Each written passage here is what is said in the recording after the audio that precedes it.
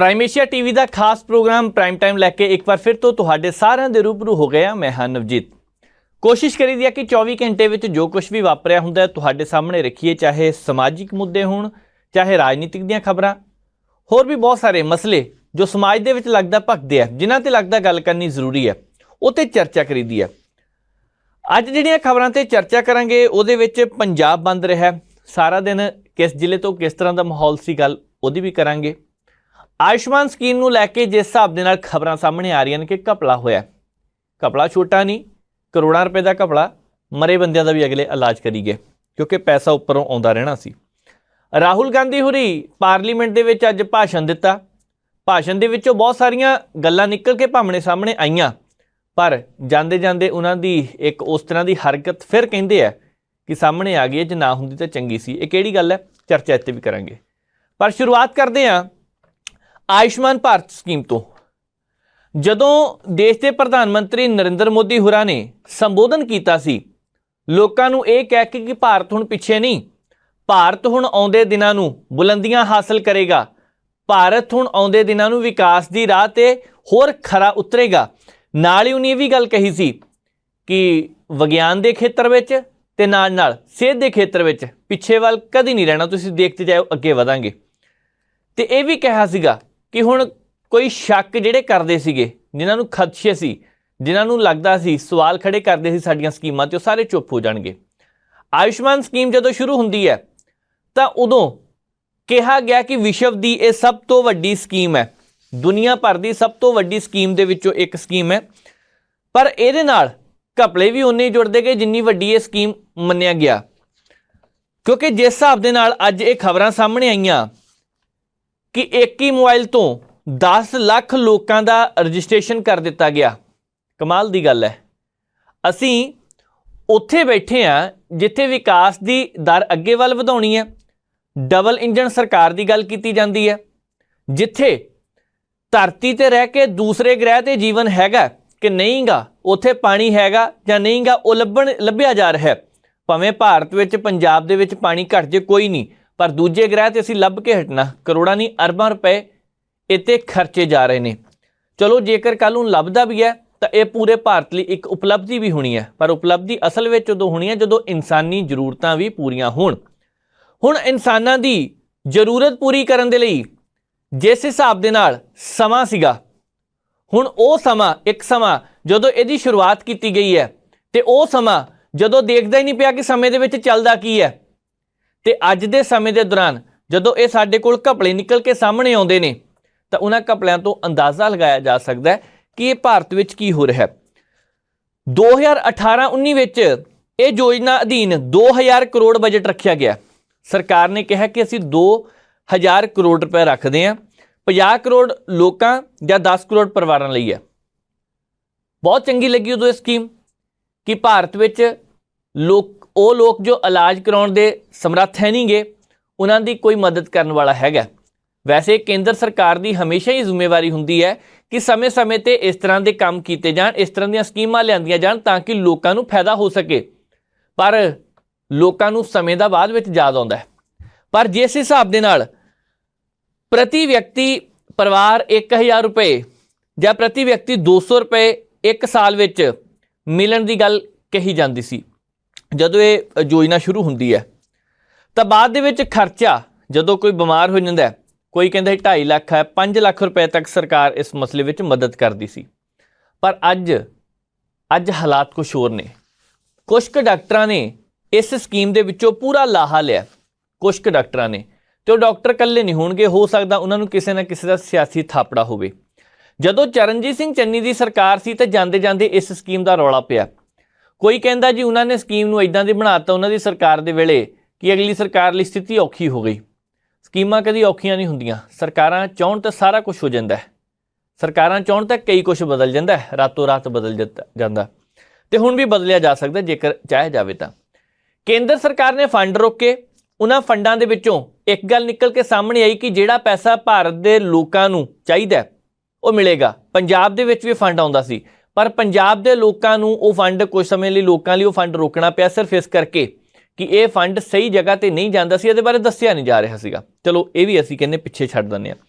पर जदों ये खबर सामने आउंदी है कि एक ही मोबाइल दे नाल 10 ਲੱਖ लोगों की रजिस्ट्रेशन करके ठगी मार ली होवे तो है ना हैरान की गल, हैरानी की गल है, हैरान कर दी गल है।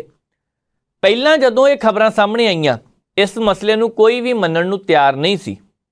चलो लोगों ने मान लिया, माहरां ने मान लिया, डॉक्टरां ने कहता अपनी सफाई देती, प्रशासन मान गया कि चलो इदां नहीं होना। पर जदों हुण कैग की रिपोर्ट आई है उस वेले क्यों नहीं कोई बोलदा पिया।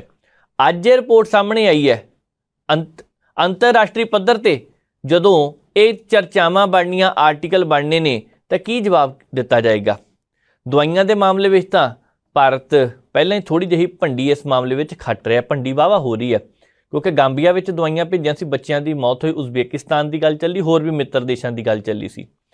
पर हुण जदों आयुष्मान स्कीम की गल करते हैं, जिहड़ी भारत सरकार की हैल्थ स्कीम आ 1 अप्रैल 2018 में शुरू की गई है, जिहदे तहत आर्थिक तौर पर कमज़ोर लोग जो हस्पताल का खर्चा नहीं चुक सकते उन्होंने इलाज देना सी ते नंबर रजिस्ट्रेशन किए जाते हैं। हुण नंबरां की कमाल की गल देखो, 88,760 बंदे वो है जो इस दुनिया ते है ही नहीं ते उन्हां दा इलाज किया जा रहा। हुण किन्नी मोटी रकम उन्हां दी इंश्योरेंस के नाम ते इस स्कीम के तहत ठगी गई है। 88,000 तो वध जिहड़े लोग ने इन्हां दा हिसाब किताब ला के देख लिओ किन्ने करोड़ां अरबां रुपए बन जाने ने। पर किसी का ध्यान ही नहीं गया, किसी के खाने च गल आई नहीं ये कि की हो रहा है। पिछले दिनों के दौरान अमृतसर वाले पासों भी इस स्कीम नूं लैके रौला पिया, गल उदों भी किसी ने नहीं की, हुण भी कीता किसी ने गल नहीं की। 3446 मरीजों नाल संबंधित पेमेंट 6 करोड़ 97 लाख रुपए सीगा, कौन खा गया किसी नूं पता ही नहीं लग्या। पर जिहड़ी रिपोर्ट कैग की सामने आई है उहदे विच ये सारे खुलासे हो चुके हैं। हुण ये भी पता लग्या कि 3903 मामले क्लेम दे जिहड़ा पैसा मिलना सीगा वो हस्पतालों नूं दे दिता गया। हुण इत्थों भी किहड़े हस्पताल सी कि उन्हां दे खिलाफ कार्रवाई होएगी कोई, ये भी इस वेले गल निकल के सामने आनी चाहिए है। डाटाबेस जिहड़ा कहंदा है 48,387 मरीजों के 78,396 दावे सीगे। हुण उन्हां दाविਆਂ ਦੇ ਵਿੱਚੋਂ कुछ क मिलते ही नहीं सी आपस ਵਿੱਚ ਗੱਲਾਂ, ਜਿਹੜੀਆਂ ਗੱਲਾਂ दाखल होने ਵੇਲੇ ਕਈਆਂ ਸੀ ਉਹ ਸੀਗੀਆਂ नहीं। ਇਹਦਾ मतलब है किसी ਨੂੰ भी लम्मे पा लिया गया उत्थे। ਤੁਹਾਨੂੰ याद होना पिछले दिनों के दौरान फौजियों की एक ECHS स्कीम है, उन्होंने रिटायरमेंट तो बाद या ड्यूटी के दौरान भी सहूलत मिलती है सरकारी। ਉਹਦੇ ਵਿੱਚ भी कुछ क फौजी इस तरह के सी जिन्हों के नाम से ठगी मारी गई, रौला उदों भी पिया। हुण आयुष्मान स्कीम है, ठगी हुण भी बजी है, रौला इहदा भी है, पर मसला यह है इहदा हल की होना। असीं थोड़ी जी निजी कुछ क हस्पतालों की गल करते हैं। अजकल कुछ क हस्पताल इस तरह के निजी सारे नहीं गे, कुछ क हैगे आ जिन्होंने पैकेज रख दिते है। जेकर तुसी शाम नूं 5-6 बजे या 7-8 बजे तक मरीज उत्थे लै गए, उन्होंने कहना रात नूं जी ICU च रखना पैना, ਇਹਦਾ पैकेज 5-6 हज़ार रुपए का, पर ਇਹਦੀ पेमेंट पहला जमा करा दो। फिर की करनगे, रात होनी है कहना सवेर तक ICU च रखना, इन्ने क बनते हैं 6,000, ਇਹਦੀ पेमेंट जमा करा दो। जलंधर के नामी 3 हस्पतालों का पिछले दिन ही रौला पिया, जिन्हों ने यह कहा कि 40,000 रुपया जमा कराओ तो फिर साडे उस पैकेज के अधीन इलाज किया जाएगा। हुण जदों तुसीं बंदे नूं सीधे हस्पताल लै गए, 40,000 रुपया जमा कराता, एक हिसाब का पैकेज हो गया सी। तो मोबाइलों के पैकेज सुने सीगे कि 2 GB डाटा मिलता, 10 GB तक डाटा मिलता, उपर भी जिन्ने मर्जी लै लो पैकेज मिल जाता। असीं तां कुछ क थावां ते मस्ती करन जांदे आ, उत्थे कहिंदे कि पैकेज मिल जाता है, होटलों की बुकिंग हुंदी पैकेज मिल जाता जदों विदेश में कोई जाता है। पर यह पैकेज हुण हस्पतालों विच भी मिलण लग पे। कुछ क हस्पताल इत्थों तक पहुँच चुके हैं जिन्हां ने अपने बिल दे विच इत्थे टिशू के नाल भी थुक साफ करना हुंदा ते उहदे भी 40-50 तो लैके 100 रुपए तक पाया हुंदा कहंदे। ते जेकर इत्थों तक गल्लां आउण लग पईयां ने तो फिर पैकेज ते गल आके मुकदी है कि अज कुछ क निजी हस्पतालों के जो लैके गल्लां सामने आ रही ने, इन्हां दी भी जांच होनी चाहिए है। तो दूसरे पासे आयुष्मान स्कीम नूं लैके जिस तरह के दावे किए जा रहे हैं, एक मोबाइल नंबर ही 10 लाख ते रजिस्ट्रेशन है। हुण नंबर किहड़ा सीगा, 9 दे पिछे मान लो 9 जीरोआं ते उस तो बाद 888 10 वारी 8। हुण ये जिहड़ियां खबरां सामने आ रही ने, इस तो अलावा होर भी है नंबर, जिद्दां पिछे 20 लाता, फिर अखरले लास्ट वाले 4 अखर जिहड़े 1 2 3 4 लगा दिते, मोहरे जीरोआं लगातियां। हुण इदां कर करके इन्हां ने अपने वालों खाना पूर्ति पूरी की है। पर जिहड़े हस्पतालों के विचों 24 करोड़ 22 लाख आयुष्मान कार्ड बन के गए तो वह हस्पतालों के विच मदद लै रहे सी, इन्हां दी जांच होनी चाहिए है। ਪ੍ਰਸ਼ਾਸਨ ਨੂੰ ਸਖਤ ਹੋਣ ਦੀ ਜ਼ਰੂਰਤ ਹੈ। ਆਉਂਦੇ ਦਿਨਾਂ ਨੂੰ ਭਾਰਤ ਸਰਕਾਰ ਨੂੰ ਇਸ ਮਸਲੇ ਤੇ ਜਵਾਬ ਦੇਣਾ ਪੈਣਾ ਹੈ।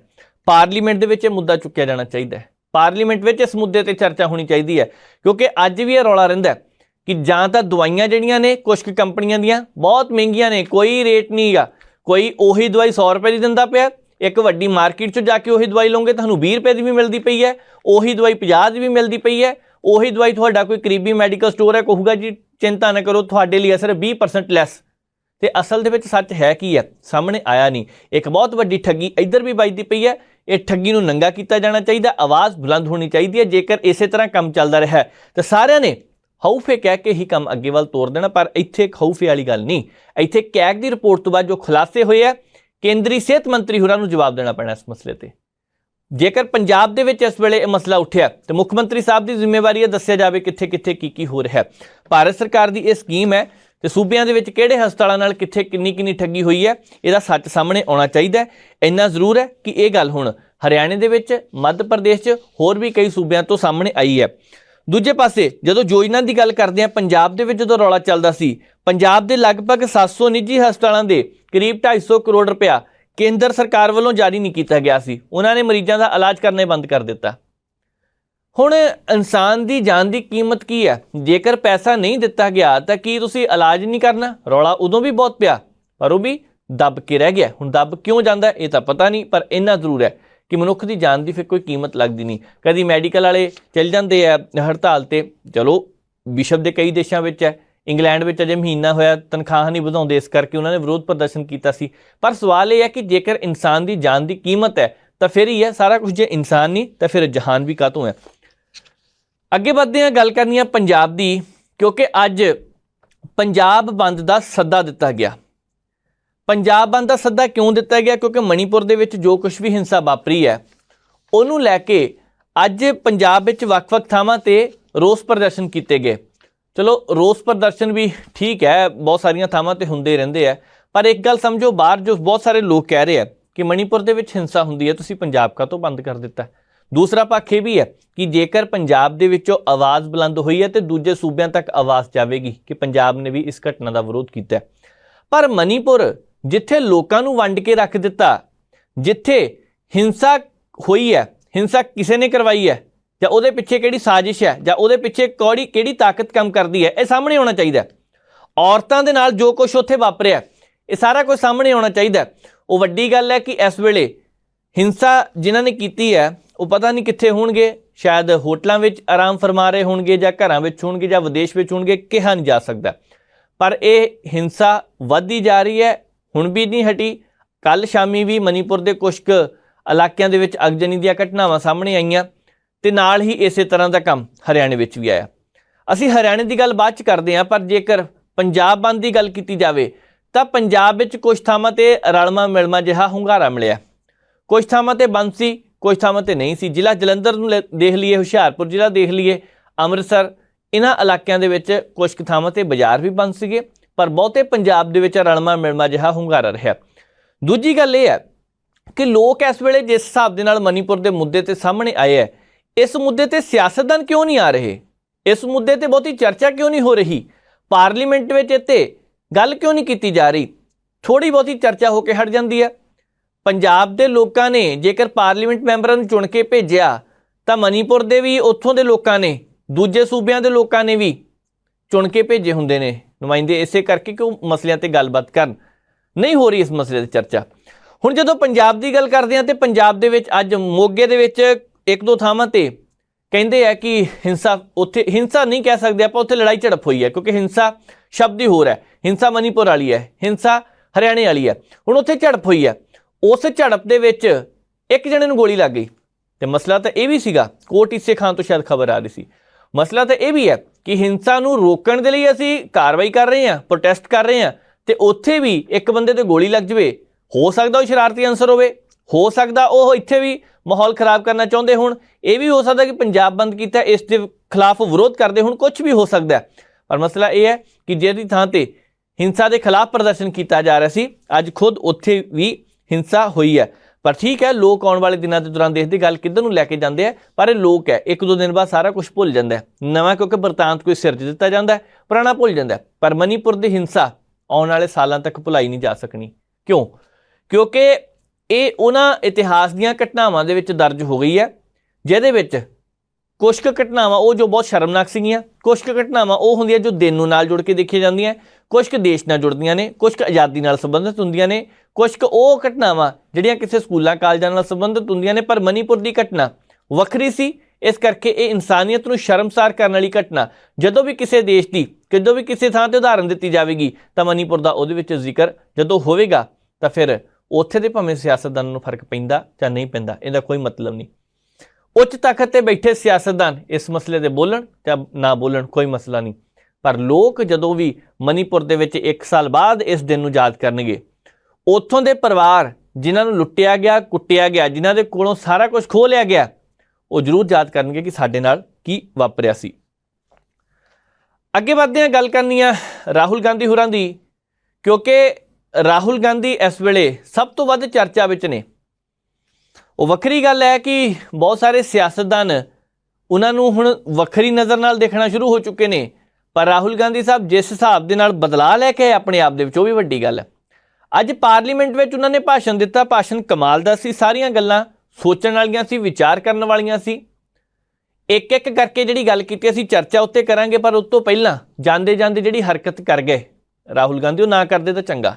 राहुल गांधी ते पहिलां भी बहुत सारे विवाद है, विवादां दे विच घिरे होए ने।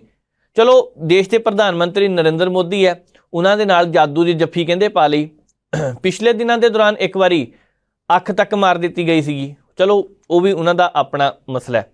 कई थावां ते भाषण देण जांदे कॉलेज विच डंड बैठकां भी मारियां उन्हां ने, रौला उदों भी पिया। पर इस वेले राहुल गांधी होरां नूं लैके जिहड़ी खबर सामने आई सी, जिस हिसाब दे नाल समृति ईरानी ने भी दोष लगाया पार्लीमेंट में इस तरह नहीं होना चाहिए सी, उत्थे औरतां भी राहुल गांधी नूं इस हरकत लई माफ़ी मंगनी चाहिए है। हालांकि सोशल मीडिया ते अजे तक चलदे प्रोग्राम तक तो कोई इदां दी वीडियो देखी नहीं गई, पर समृति ईरानी होरां ने दोष लगाया। जे दोष लगाया बहुत वड्डा है, आउंदे दिनां नूं कोई वीडियो कोई ऑडियो जारी हुंदी है तो देखांगे, असीं उत्ते भी गलबात करांगे। पर जिस हिसाब दे नाल इस वेले एक गल निकल के सामने आई है कि राहुल गांधी ने इस तरह किया, तो वही भाई कहने असीं जांच हो जाए, चाहे स्पीकर साहब उत्थे उहदे जिम्मेवार ने। स्पीकर साहब देखणगे कि किस हिसाब दे नाल हुण मसला अगे वल तोरना। पर असीं राहुल गांधी होरां दी गल करदे हां। असल दे विच राजनीति हुण वो नहीं रही, राजनीति बदलदी जा रही है। 2014 दे विच राजनीति होर सी, 2019 दीयां चोणां आईयां लोक सभा दीयां राजनीति होर सी, 2024 दीयां वोटां आ रहीआं ने ते राजनीति दे समीकरण बदल चुके ने। एक समा सी जदों भ्रिष्टाचार दे नां ते चोणां लड़ीआं देश की सरकार ने जो सत्ता विच है। 2019 आया धर्म के आधार ते, जाति के आधार ते, भ्रिष्टाचार के आधार ते चोणां लड़ीआं। हुण की यही पॉलिसी 2024 लई भी लागू की गई है? अज भारत दे विच 24,000 करोड़ तो वध इस तरह के धार्मिक स्थान ने जिन्हां ते वो पैसा खर्चना। कहिंदे है कि कई धार्मिक स्थान ने जिहड़े बनवाए जा रहे हैं। चलो लोगों की आस्था है, लोगों की शरधा, लंबे समय तो उन्हां दी मंग सीगी, उस मंग नूं पूरा किया जा रहा। सरकार ने तर्क दिता, ये मंग फिर लोग नाल ही कुछ ये भी हुंदे ने जिहड़ा अपना पक्ष रख दिंदे आ। वो कहंदे ने कि ये मंग 2024 दे कोल जाके क्यों याद आई है, 2024 तो पहलां क्यों नहीं की। चलो ये भी हुण उन्हां दी मर्जी है, पर मसला ये है राजनीति 2018 वाली भी नहीं गी, 2019 वाली भी नहीं, 2022 वाली भी नहीं गी। ना देश के प्रधानमंत्री नरेंद्र मोदी वो ने जो 2018 में सीगे, ना ही इस वेले राहुल गांधी वो है जो 2018 में सन। राहुल गांधी भी बदले है, प्रधानमंत्री नरेंद्र मोदी में भी बदलाव आया, पर नीतियां नीयत की बदली है। अज राहुल गांधी होरां ने जदों संबोधन किया तो उन्होंने बहुत सारियां गल्लां कीतियां, क्योंकि प्रधानमंत्री नरेंद्र मोदी होरां दे खिलाफ बेभरोसगी का मता 2018 में भी आया सी। उस वेले भी राहुल गांधी ने संबोधन किया, उस वेले भी उन्होंने चर्चा की। पर अज फिर मैं वही कहना कि इस समा बदल चुकिया। 9 सालों में वैसे जेकर चर्चा की जाए पिछले 9 सालों में जिहड़ी सरकार केंद्र की है उन्हां ते ये दोष लग्या कि इन्होंने 9 सूबियां दी सरकारां डेग दित्तियां। चलो उन्हां नूं लग्या होईगा किते जोड़ तोड़ करके अपनी सरकार बनाई जाए, पर जदों ये गल हुण अगे वल तुरदी है, मुख मुकाबला कि इस वेले देश के प्रधानमंत्री नरेंद्र मोदी ते राहुल गांधी के विचकार आके खड़ा हो गया।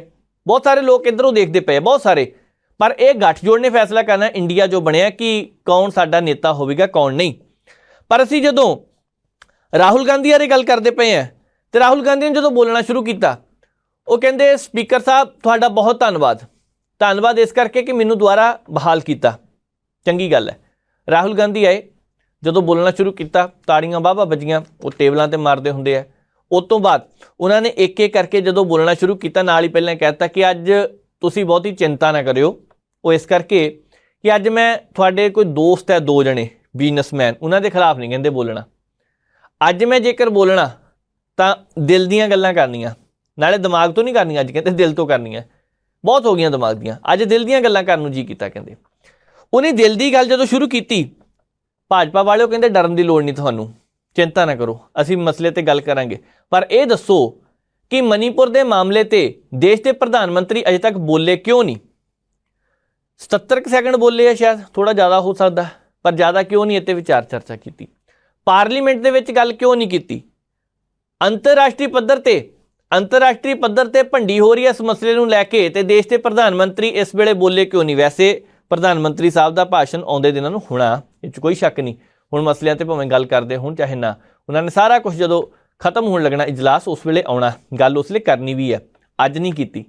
ਪਰ ਮਸਲਾ ਇਹ ਵੀ ਹੈ ਕਿ ਕੱਲ੍ਹ ਵੀ ਜਦੋਂ ਰਾਹੁਲ ਗਾਂਧੀ ਪਾਰਲੀਮੈਂਟ ਸੀ ਉਹ ਵੀ ਕਿਉਂ ਨਹੀਂ ਬੋਲੇ?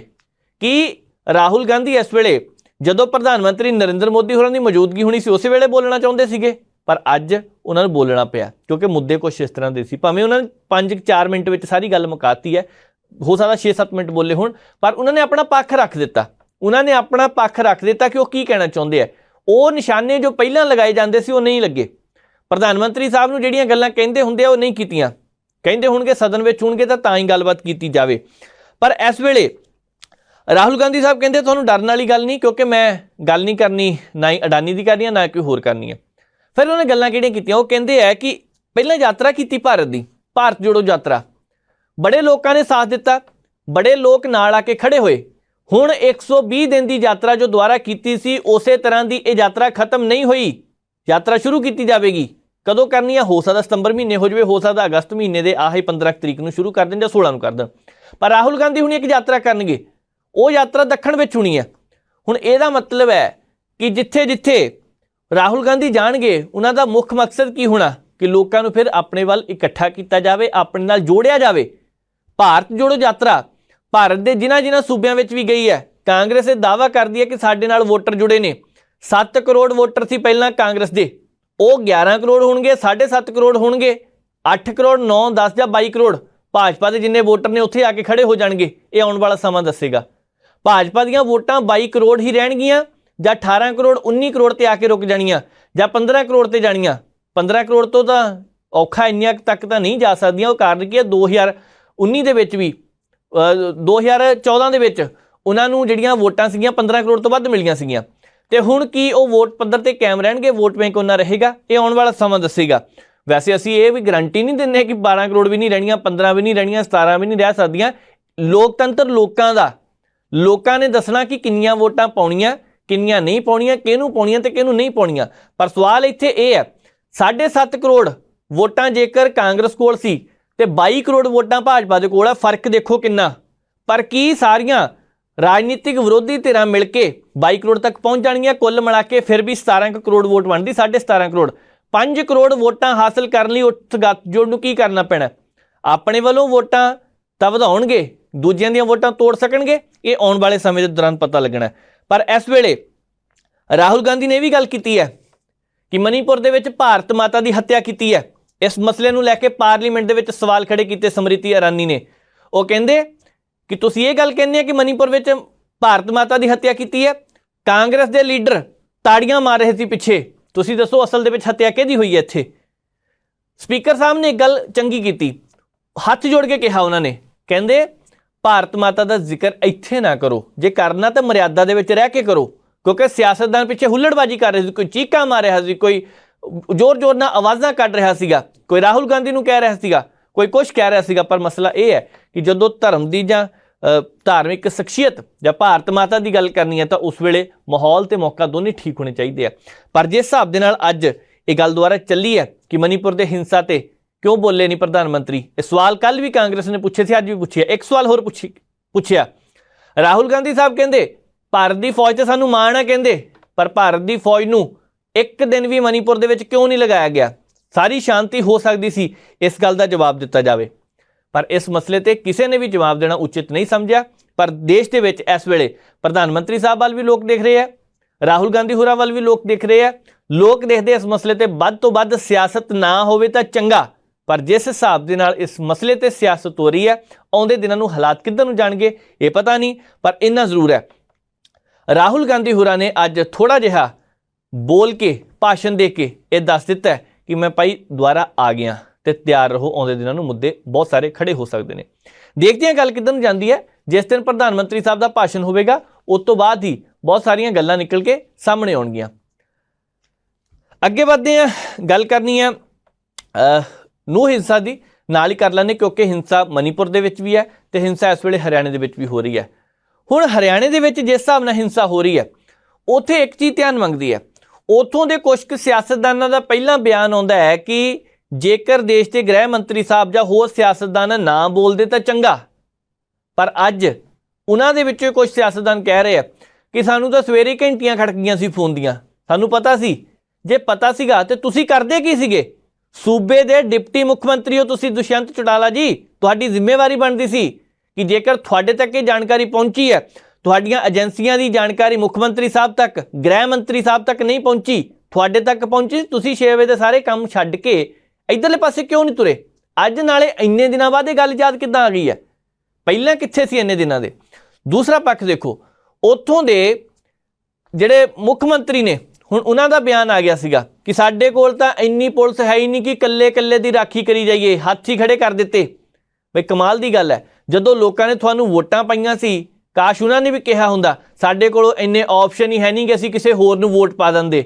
ਪਰ ਲੋਕਾਂ ਦੇ ਕੋਲ ਬਹੁਤੀ ਆਪਸ਼ਨ ਨਹੀਂ ਸੀਗੀ। ਲੋਕਾਂ ਨੇ ਕਿਸੇ ਨੂੰ ਤਾਂ ਚੁਣਨਾ ਸੀ ਨਾ, ਚਾਹੇ 30 ਵੋਟਾਂ ਹੋਣ, 3 ਵੋਟਾਂ ਹੋਣ, ਤਿੰਨਾਂ ਦੇ ਵਿੱਚੋਂ ਇੱਕ ਨੂੰ ਤਾਂ ਚੁਣਨਾ ਹੀ ਹੁੰਦਾ, ਭਾਵੇਂ ਇੱਕ ਵੋਟ ਨਾਲ 2 ਵੋਟਾਂ ਪੈਣ ਭਾਵੇਂ, ਪਰ ਕਿਸੇ ਨਾ ਕਿਸੇ ਨੂੰ ਚੁਣਨਾ ਹੁੰਦਾ ਨਾ।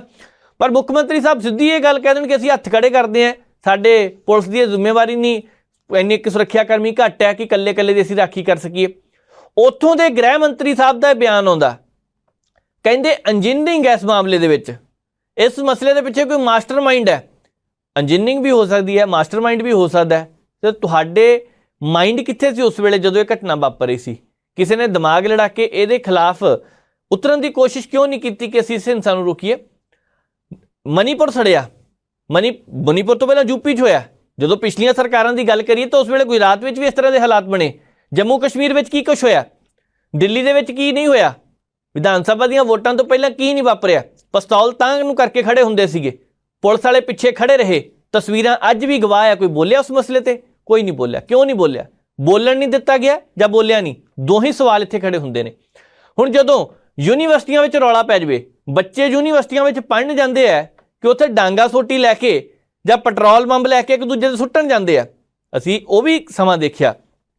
ਦਿੱਲੀ ਵੋਟਾਂ ਤੋਂ ਪਹਿਲਾਂ ਉਸ ਇਲਾਕੇ ਦੇ ਵਿੱਚ ਜਿੱਥੇ ਹਿੰਸਾ ਵਾਪਰੀ, ਜਿੱਥੇ ਕਈ ਲੋਕਾਂ ਦੀ ਮੌਤ ਹੋਈ, ਜਿੱਥੋਂ ਸਟੇਜ ਤੋਂ ਇਹ ਗੱਲ ਕੀਤੀ ਗਈ ਦੇਸ਼ ਕੇ ਗੁਰਦਾरों को ਗੋਲੀ ਮਾਰੋ, ਗਾਲਾਂ ਤੱਕ ਕੱਢ ਦਿੱਤੀਆਂ ਗਈਆਂ, ਉਸ ਵੇਲੇ ਕਿਉਂ ਨਹੀਂ ਕੋਈ ਬੋਲਿਆ? ਉਸ ਵੇਲੇ ਜਵਾਬ ਕਿਉਂ ਨਹੀਂ ਦਿੱਤਾ ਕਿਸੇ ਨੇ? ਸਵਾਲ ਤਾਂ ਸਾਰੇ ਪੁੱਛਦੇ ਆ। ਦਿੱਲੀ ਦੇ ਉੱਤਰ ਪੱਛਮੀ ਇਲਾਕੇ ਦੇ ਵਿੱਚ ਸਾਰਾ ਕੁਝ ਵਾਪਰਿਆ, ਚਲੋ ਕਈ ਕੁਛ ਹੋ ਗਿਆ। ਪਰ ਹੁਣ ਜਦੋਂ ਨੂੰਹ ਦੀ ਗੱਲ ਕਰਦੇ ਆ, ਕੋਈ ਨੂੰਹ ਕਹਿੰਦਾ, ਕੋਈ ਨੂੰਹ ਕਹਿ ਲੈਂਦਾ ਇਸ ਇਲਾਕੇ ਨੂੰ।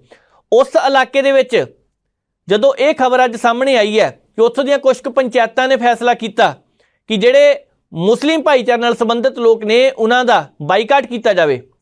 ਤੁਹਾਨੂੰ ਯਾਦ ਹੋਣਾ ਇਸੇ ਪਲੇਟਫਾਰਮ ਤੇ ਇਸੇ ਪ੍ਰੋਗਰਾਮ ਵਿੱਚ ਇੱਕ ਦਿਨ ਜ਼ਿਕਰ ਕੀਤਾ ਸੀ, ਕਿਤੇ ਇਹ ਗੱਲ ਧਾਰਮਿਕ ਰੰਗਤ ਵਾਲੀ ਤਾਂ ਨਹੀਂ ਲੱਗਦੀ ਪਈ।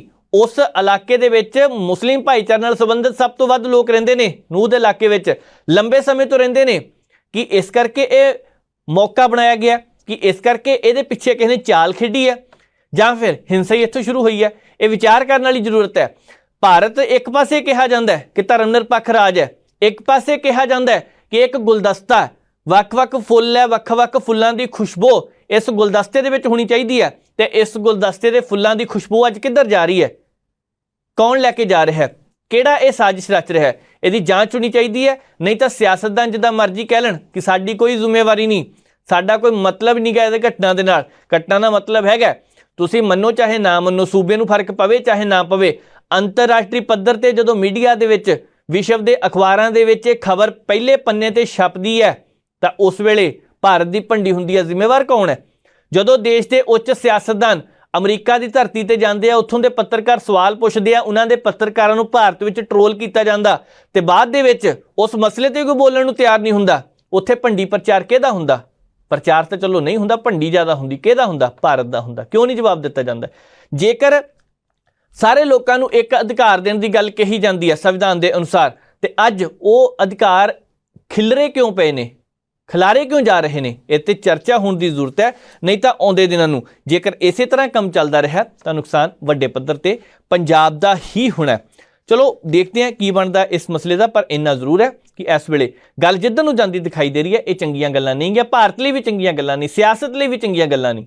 ਨੂੰ ਦੇ ਵਿੱਚ ਆਉਂਦੇ ਦਿਨਾਂ ਨੂੰ ਜੇਕਰ ਇਹ ਗੱਲ ਨਿਕਲ ਗਈ ਕਿ ਅਸੀਂ ਬਾਈਕਾਟ ਕਰਦੇ ਹਾਂ, ਸਮਾਜਿਕ ਬਾਈਕਾਟ ਕਿਤੇ ਵੀ ਸ਼ਬਦ ਨਹੀਂ ਗਾ, ਤੇ ਇਹ ਸ਼ਬਦ ਜੇਕਰ ਹੁਣ ਚੁਣਿਆ ਜਾ ਰਿਹਾ ਹੈ, ਲੋਕਾਂ ਦਾ ਕਹਿੰਦੇ ਸਮਾਜਿਕ ਬਾਈਕਾਟ ਕਰ ਦੇਣਾ, ਉਸ ਭਾਈਚਾਰੇ ਨਾਲ ਸੰਬੰਧਿਤ ਮੁਸਲਿਮ ਸਮਾਜ ਨਾਲ ਸੰਬੰਧਿਤ ਲੋਕਾਂ ਦਾ ਬਾਈਕਾਟ ਕਹਿੰਦੇ ਕਰ ਦੇਣਾ, ਸਮੱਸਿਆ ਬਹੁਤ ਸਾਰੀਆਂ ਆ ਸਕਦੀਆਂ ਨੇ। ਕੱਲ੍ਹ ਨੂੰ ਜੇਕਰ ਇਹੀ ਸਮੱਸਿਆਵਾਂ ਵਿਸ਼ਵ ਦੇ ਵਿੱਚ ਬੈਠੇ ਉਹਨਾਂ ਦੇਸ਼ਾਂ ਵਿੱਚ ਜਿੱਥੇ ਪੰਜਾਬੀ ਵੀ ਹੈ, ਭਾਰਤੀ ਵੀ ਹੈ, ਉਹਨਾਂ ਦੇ ਨਾਲ ਵਾਪਰਨ ਲੱਗ ਪਈਆਂ ਤਾਂ ਫਿਰ ਕੀ ਜਵਾਬ ਦਿੱਤਾ ਜਾਏਗਾ? ਵਿਚਾਰ ਉੱਥੇ ਕਰਨ ਦੀ ਜ਼ਰੂਰਤ ਹੈ। ਸਿਰਫ ਗੱਲਾਂ ਦਾ ਕੜਾਹ ਬਣਾ ਕੇ ਸੀਮਤ ਹੋਣ ਦੀ ਜ਼ਰੂਰਤ ਨਹੀਂ ਗੀ। ਅੱਗੇ ਵੱਧਦੇ ਹਾਂ, ਗੱਲ ਕਰਨੀ ਹੈ ਪੰਜਾਬ ਭਾਜਪਾ ਦੇ ਸੂਬਾ ਪ੍ਰਧਾਨ ਸੁਨੀਲ ਜਾਖੜ ਹੋਰਾਂ ਦੀ। ਜਾਖੜ ਸਾਹਿਬ ਇਨੀ ਦਿਨੀ ਵਾਹਵਾ ਚਰਚਾ ਦੇ ਵਿੱਚ ਨੇ। ਪੰਜਾਬ ਦੇ ਵੱਖ-ਵੱਖ ਜ਼ਿਲ੍ਹਿਆਂ ਵਿੱਚ ਜਾ ਕੇ ਪ੍ਰਚਾਰ ਵੀ ਕਰ ਰਹੇ, ਨਾਲ ਲੋਕਾਂ ਨਾਲ ਰਾਬਤਾ ਵੀ ਕਾਇਮ ਕਰ ਰਹੇ। ਜਾਖੜ ਸਾਹਿਬ ਰਾਬਤਾ ਵੀ ਕਾਇਮ ਕਰਦੇ, ਵਿਚਾਰ ਚਰਚਾ ਵੀ ਕਰਦੇ, ਨਾਲ ਨਬਜ਼ ਵੀ ਟੋਹ ਕੇ ਦੇਖ ਰਿਹਾ ਕਿ ਉਧਰ ਇਲਾਕੇ ਦੇ ਲੋਕਾਂ ਦੀ ਹੈ ਕੀ ਆ। ਲੁਧਿਆਣੇ ਵਾਲੇ ਪਾਸੇ ਚਰਚੇ ਚੱਲਦੇ ਆ ਕਿ ਸੁਨੀਲ ਜਾਖੜ ਸਾਹਿਬ ਹੋਰਾਂ ਦੇ ਨਾਲ ਟੱਚ ਦੇ ਵਿੱਚ ਕਈ ਜਣੇ ਨੇ, 2 ਕਾਂਗਰਸੀ ਵੀ ਹੈ, ਉਹਨਾਂ ਦੇ ਵੀ ਕਹਿੰਦੇ ਚਰਚੇ ਸ਼ਾਮਲ ਹੋ ਜਾਣ। ਦੇਖਦੇ ਹਾਂ, ਸਿਆਸਤ ਹੈ, ਤਿਲਕਣਬਾਜੀ ਸਿਆਸਤ ਵਿੱਚ ਹੈਗੀ ਹੈ, ਜਦੋਂ ਮਰਜ਼ੀ ਜਿਹੜਾ ਮਰਜ਼ੀ ਜਿਹਦਾ ਜਾ ਕੇ ਪੱਲਾ ਫੜ ਲੇ। ਪਰ ਮਸਲਾ ਇਹ ਹੈ ਕਿ ਸੂਬਾ ਪ੍ਰਧਾਨ ਸੁਨੀਲ ਜਾਖੜ ਨੇ, ਉਹਨਾਂ ਨੇ ਅੱਜ ਪੱਤਰਕਾਰਾਂ ਨੂੰ ਸੰਬੋਧਨ ਕਰਦਿਆਂ ਕਿਹਾ ਕਿ ਹਜ਼ਾਰਾਂ ਨੌਜਵਾਨਾਂ ਨੂੰ ਸਨਮਾਨਜਨਕ ਰੁਜ਼ਗਾਰ ਦੇਣ ਦਾ ਵਾਅਦਾ ਕਰਨ ਵਾਲੀ ਪੰਜਾਬ ਸਰਕਾਰ ਦਾ ਅਸਲੀ ਚਿਹਰਾ ਨੰਗਾ ਹੋ ਗਿਆ। ਕਹਿੰਦੇ ਕਿਸੇ ਨੂੰ ਵੀ ਰੋਜ਼ਗਾਰ ਨਹੀਂ ਦਿੱਤਾ ਜਾ ਰਿਹਾ। ਨੌਜਵਾਨ ਬਿਲਕੁਲ ਇਹ ਹੈ, ਨੌਜਵਾਨ ਇਸ ਕਰਕੇ ਬਿਲਕਦੇ ਪਏ ਹੈ ਕਿ ਆਉਣ ਵਾਲੀਆਂ ਪੀੜ੍ਹੀਆਂ ਚਿੰਤਾ ਦੇ ਵਿੱਚ ਨੇ, ਆਉਣ ਵਾਲੀਆਂ ਪੀੜ੍ਹੀਆਂ ਲਈ ਚਿੰਤਾ ਬਣ ਜਾਣੀ ਹੈ ਜੇਕਰ ਨੌਕਰੀਆਂ ਨਾ ਦਿੱਤੀਆਂ ਗਈਆਂ। ਪਰ ਸਵਾਲ ਇਹ ਹੈ ਕਿ ਜਿਸ ਹਿਸਾਬ ਦੇ ਨਾਲ ਸੁਨੀਲ ਜਾਖੜ ਇਹ ਗੱਲ ਕਹਿ ਰਹੇ ਨੇ ਕਿ ਨੌਜਵਾਨਾਂ ਨੂੰ ਰੋਜ਼ਗਾਰ ਨਹੀਂ ਦਿੱਤਾ ਜਾ ਰਿਹਾ, ਤੇ ਇਹਦੇ ਪਿਛਲੇ ਪਾਸੇ ਕਾਰਨ ਕੀ ਹੋ ਸਕਦਾ ਹੈ? ਉਦਯੋਗਿਕ ਵਿਕਾਸ ਨਹੀਂ ਹੋ ਰਿਹਾ। ਉਦਯੋਗਿਕ ਵਿਕਾਸ ਹੋਵੇ, ਨਵੇਂ ਸਿਰਿਓਂ ਵਿਕਾਸ ਹੋਵੇ ਤਾਂ ਨੌਜਵਾਨਾਂ ਨੂੰ ਨੌਕਰੀ ਮਿਲੇ, ਪਰ ਨਹੀਂ, ਉਧਰ ਨੂੰ ਗੱਲ ਜਾਪਦੀ ਜਾਂਦੀ ਨਹੀਂ ਪਈ। ਪਰ ਜਿਸ ਹਿਸਾਬ ਦੇ ਨਾਲ ਇਹ ਗੱਲ ਕਹੀ ਜਾ ਰਹੀ ਹੈ ਕਿ ਬਹੁਤ ਸਾਰੇ ਨੌਜਵਾਨ 100 50 ਕਿਲੋਮੀਟਰ ਦੂਰ ਜਾ ਕੇ ਪੜ੍ਹਾਈ ਕਰਦੇ, 160 ਕਿਲੋਮੀਟਰ ਜਾ ਕੇ ਪੜ੍ਹਾਈ ਕਰਦੇ ਪਏ ਆ, ਉਹਨਾਂ ਵੱਲ ਤਾਂ ਧਿਆਨ ਨਹੀਂ ਦਿੱਤਾ ਜਾਂਦਾ ਪਿਆ। ਉਹਨਾਂ ਨੇ ਗੱਲ ਕੀਤੀ ਹੈ ਕਿ ਹੁਸ਼ਿਆਰਪੁਰ ਵਿੱਚ ਸੀਵਰਮੈਨ ਤੇ ਸਫਾਈ ਕਰਮਚਾਰੀ ਦੇ ਰੂਪ ਵਿੱਚ ਰੋਜ਼ਗਾਰ ਹਾਸਲ ਕਰਨ ਲਈ 160 ਕਿਲੋਮੀਟਰ ਦੀ ਦੂਰੀ ਤੈਅ ਕਰਕੇ ਨੌਜਵਾਨ ਪਹੁੰਚੇ ਆ। ਜਾਖੜ ਸਾਹਿਬ ਇਹ ਤਾਂ ਕੁਛ ਵੀ ਨਹੀਂ ਗਾ, ਅਸੀਂ ਉੱਪਰਲੇ ਪਾਸੇ ਵੀ ਚੱਲ ਜਾਂਦੇ ਥੋੜ੍ਹਾ ਜਿਹਾ। ਤੁਹਾਨੂੰ ਯਾਦ ਹੋਣਾ ਪਿਛਲੇ ਦਿਨੀ ਸਰਕਾਰਾਂ ਨੇ ਇਹ ਵਾਅਦਾ ਕੀਤਾ ਸੀ, ਭਾਵੇਂ ਯੂਪੀ ਦੀ ਸਰਕਾਰ ਹੈ, ਭਾਵੇਂ ਭਾਰਤ ਦੀ ਕੇਂਦਰ ਸਰਕਾਰ ਹੈ, ਉਹਨਾਂ ਨੇ ਕਿਹਾ ਕਿ ਸਾਡੀ ਸਰਕਾਰ ਆਲਣ ਦੋ 5 ਕਰੋੜ ਨੌਕਰੀਆਂ ਦੇਵਾਂਗੇ, ਕੇਂਦਰ ਵਾਲੇ ਪਾਸਿਓਂ ਕਿਹਾ ਗਿਆ ਸੀਗਾ। ਅੱਜ ਡਾਟਾ ਦੱਸਦਾ ਪਿਆ ਕਿੰਨੇ ਕਰੋੜ ਲੋਕਾਂ ਨੂੰ ਨੌਕਰੀ ਦਿੱਤੀ ਪਈ ਹੈ। ਯੂਪੀ ਦੀ ਸਰਕਾਰ ਜਿਹੜੀ ਕਹਿੰਦੀ ਸੀ 5-5 ਲੱਖ ਨੌਕਰੀਆਂ ਦੇਵਾਂਗੇ, ਕਿੰਨੀਆਂ ਨੌਕਰੀਆਂ? 10 ਲੱਖ ਨੌਕਰੀਆਂ ਦੇਣ ਦਾ ਸ਼ਾਇਦ ਉੱਥੇ ਵਾਅਦਾ ਕੀਤਾ ਗਿਆ ਸੀ, ਕਿੰਨੇ ਲੱਖ ਲੋਕਾਂ ਨੂੰ ਨੌਕਰੀ ਦਿੱਤੀ ਗਈ ਹੈ, ਅੰਕੜਾ ਨਹੀਂ ਸਾਹਮਣੇ ਆਉਂਦਾ। ਪੰਜਾਬ ਦੇ ਵਿੱਚ ਜਦੋਂ ਕੈਪਟਨ ਅਮਰਿੰਦਰ ਸਿੰਘ ਹੋਰਾਂ ਦੀ ਸਰਕਾਰ ਸੀ ਤਾਂ ਕੈਪਟਨ ਸਾਹਿਬ ਵੀ ਉਦੋਂ ਕਹਿੰਦੇ ਕਿ ਅਸੀਂ ਨੌਕਰੀਆਂ ਸਾਰੇ ਨੌਜਵਾਨਾਂ ਨੂੰ ਦੇ ਦਿਆਂਗੇ। ਦਿੱਲੀ ਪਹੁੰਚੇ ਪ੍ਰਚਾਰ ਕਰਨ ਦੇ ਲਈ, ਉੱਥੇ 7.5 8 ਲੱਖ ਅੰਕੜਾ ਕਹਿੰਦੇ ਨੌਕਰੀਆਂ ਦਿੱਤੀਆਂ। ਉਦੋਂ ਹੀ ਚਰਚਾ ਚੱਲ ਪਈ ਕਿ ਜਿਹੜੇ ਆਫਰ ਲੈਟਰ ਦਿੱਤੇ ਤੁਸੀਂ ਉਹੀ ਦਿਖਾ ਦਿਓ, ਪਤਾ ਨਹੀਂ ਦਿੱਤੀਆਂ ਸੀ ਕਿ ਨਹੀਂ, ਜੇ ਦਿੱਤੀਆਂ ਸੀ ਤਾਂ ਲਿਸਟਾਂ ਕਿੱਥੇ ਅੱਜ ਜਾਰੀ ਕਰ ਦਿਓ, ਜਿਹੜਾ ਰੌਲਾ ਇਹ ਪੈਂਦਾ ਸਾਰਾ ਸ਼ਾਂਤ ਹੋ ਜਾਵੇ। ਪਰ ਮਸਲਾ ਇਹ ਹੈ ਕਿ ਸਮੇਂ-ਸਮੇਂ ਦੀਆਂ ਸਰਕਾਰਾਂ ਇਹ ਗੱਲਾਂ ਕਰਦੀਆਂ ਨੇ। ਕੇਂਦਰ ਸਰਕਾਰ ਵੀ ਦਾਅਵੇ ਕਰਦੀ ਹੈ 1 ਲੱਖ ਬੱਚਿਆਂ ਨੂੰ ਉਹ ਨਿਯੁਕਤੀ ਪੱਤਰ ਦੇਣ ਦੇ ਨਾਲ ਇਹ ਨਹੀਂ ਕਿਹਾ ਜਾ ਸਕਦਾ ਕਿ ਨੌਕਰੀਆਂ ਬਹੁਤ ਦੇਤੀਆਂ। 142 ਕਰੋੜ ਦੀ ਆਬਾਦੀ ਇਸ ਵੇਲੇ, 142 ਦੇ ਵਿੱਚੋਂ ਤੁਸੀਂ 50 ਕਰੋੜ ਉਹਨਾਂ ਬੱਚਿਆਂ ਦੀ ਕੱਢ ਦਿਓ ਆਬਾਦੀ, ਉਸ ਤੋਂ ਬਾਅਦ 16 ਸਾਲ ਤੱਕ 15 ਸਾਲ ਤੱਕ ਤੁਸੀਂ ਇੱਕ ਅੱਧੀ ਆਬਾਦੀ ਕੱਢ ਦਿਓ, ਤਾਂ ਫਿਰ ਵੀ ਤੁਸੀਂ ਦੇਖੋ ਕਿ 15 ਕਰੋੜ ਲੋਕ ਉਹ ਨੇ ਜਿਨ੍ਹਾਂ ਨੂੰ ਨੌਕਰੀ ਚਾਹੀਦੀ ਹੁੰਦੀ ਹੈ ਕਿ ਸਾਡੇ ਕੋਲ ਹੈਗਾ। ਸਾਡੇ ਕੇਂਦਰ ਦੇ ਵਿੱਚ ਤਾਂ ਇਸ ਵੇਲੇ ਡਿਪਾਰਟਮੈਂਟ ਵੱਡੇ ਵੱਡੇ ਖਾਲੀ ਹੈ, CBI ਖਾਲੀ ਹੈ, ED ਡਾਇਰੈਕਟੋਰੇਟ ਡਿਪਾਰਟਮੈਂਟ ਵੀ ਖਾਲੀ ਹੈ, PMO ਦਫ਼ਤਰ ਦੇ ਵਿੱਚ ਵੀ ਅੱਧੇ ਤੋਂ ਵੱਧ ਭਰਤੀਆਂ ਹੋਣ ਵਾਲੀਆਂ ਨੇ ਇਸ ਵੇਲੇ। ਤੇ ਜੇਕਰ ਉੱਥੇ ਵੀ ਸਟਾਫ ਪੂਰਾ ਨਹੀਂ, ਸਟਾਫ ਦੀ ਕਮੀ ਹੈਗੀ ਹੈ, ਤੇ ਦੇਸ਼ ਨੂੰ ਰੁਜ਼ਗਾਰ ਕਿੱਦਾਂ ਮਿਲਣਾ, ਨੌਜਵਾਨਾਂ ਨੂੰ ਰੁਜ਼ਗਾਰ ਕਿਵੇਂ ਮਿਲਣਾ, ਇੱਥੇ ਤਾਂ ਵਿਚਾਰ ਚਰਚਾ ਹੋਣੀ ਚਾਹੀਦੀ ਹੈ। ਜਾਖੜ ਸਾਹਿਬ ਨੂੰ ਇੱਧਰ ਵੀ ਦੇਖਣਾ ਚਾਹੀਦਾ। ਪਰ ਜਾਖੜ ਸਾਹਿਬ ਨੇ ਜਦੋਂ ਪ੍ਰੈਸ ਕਾਨਫਰੰਸ ਕੀਤੀ ਹੈ ਤੇ ਇਹ ਗੱਲਾਂ ਕਹੀਆਂ ਕਿ ਦੂਜੇ ਜ਼ਿਲ੍ਹਿਆਂ ਤੋਂ ਆ ਕੇ 160 ਕਿਲੋਮੀਟਰ ਤੋਂ ਨੌਜਵਾਨ ਆ ਰਹੇ ਨੇ। ਮੈਨੂੰ ਯਾਦ ਹੈ ਕਿ ਪਿਛਲੇ ਦਿਨੀ ਭਾਰਤ ਦੇ ਇੱਕ ਸੂਬੇ ਵਿੱਚ ਨੌਕਰੀਆਂ ਨਿਕਲੀਆਂ। ਉਸ ਸੂਬੇ ਦੇ ਵਿੱਚ 16 ਬੱਚੇ ਉਹ ਪਹੁੰਚੇ ਜਿਨ੍ਹਾਂ ਨੇ PhD ਕੀਤੀ ਸੀ। 1500 ਬੱਚੇ ਉਹ ਪਹੁੰਚੇ, 1500 ਤੋਂ ਵੱਧ ਸੀ ਡਾਟਾ, 1570-75 ਸੀਗੇ ਜਿਨ੍ਹਾਂ ਨੇ MPhil ਕੀਤੀ ਸੀ। MA ਵਾਲਿਆਂ ਦੀ ਤਾਂ ਹਿਸਾਬ ਕਿਤਾਬ ਹੀ ਨਹੀਂ ਸੀਗਾ। ਤੁਹਾਨੂੰ ਹੈਰਾਨੀ ਹੋਣੀ ਹੈ ਜਾਣ ਕੇ ਕਿ ਪੋਸਟਾਂ ਕਿੰਨੀਆਂ ਸੀ, ਸਿਰਫ 13 ਪੋਸਟਾਂ।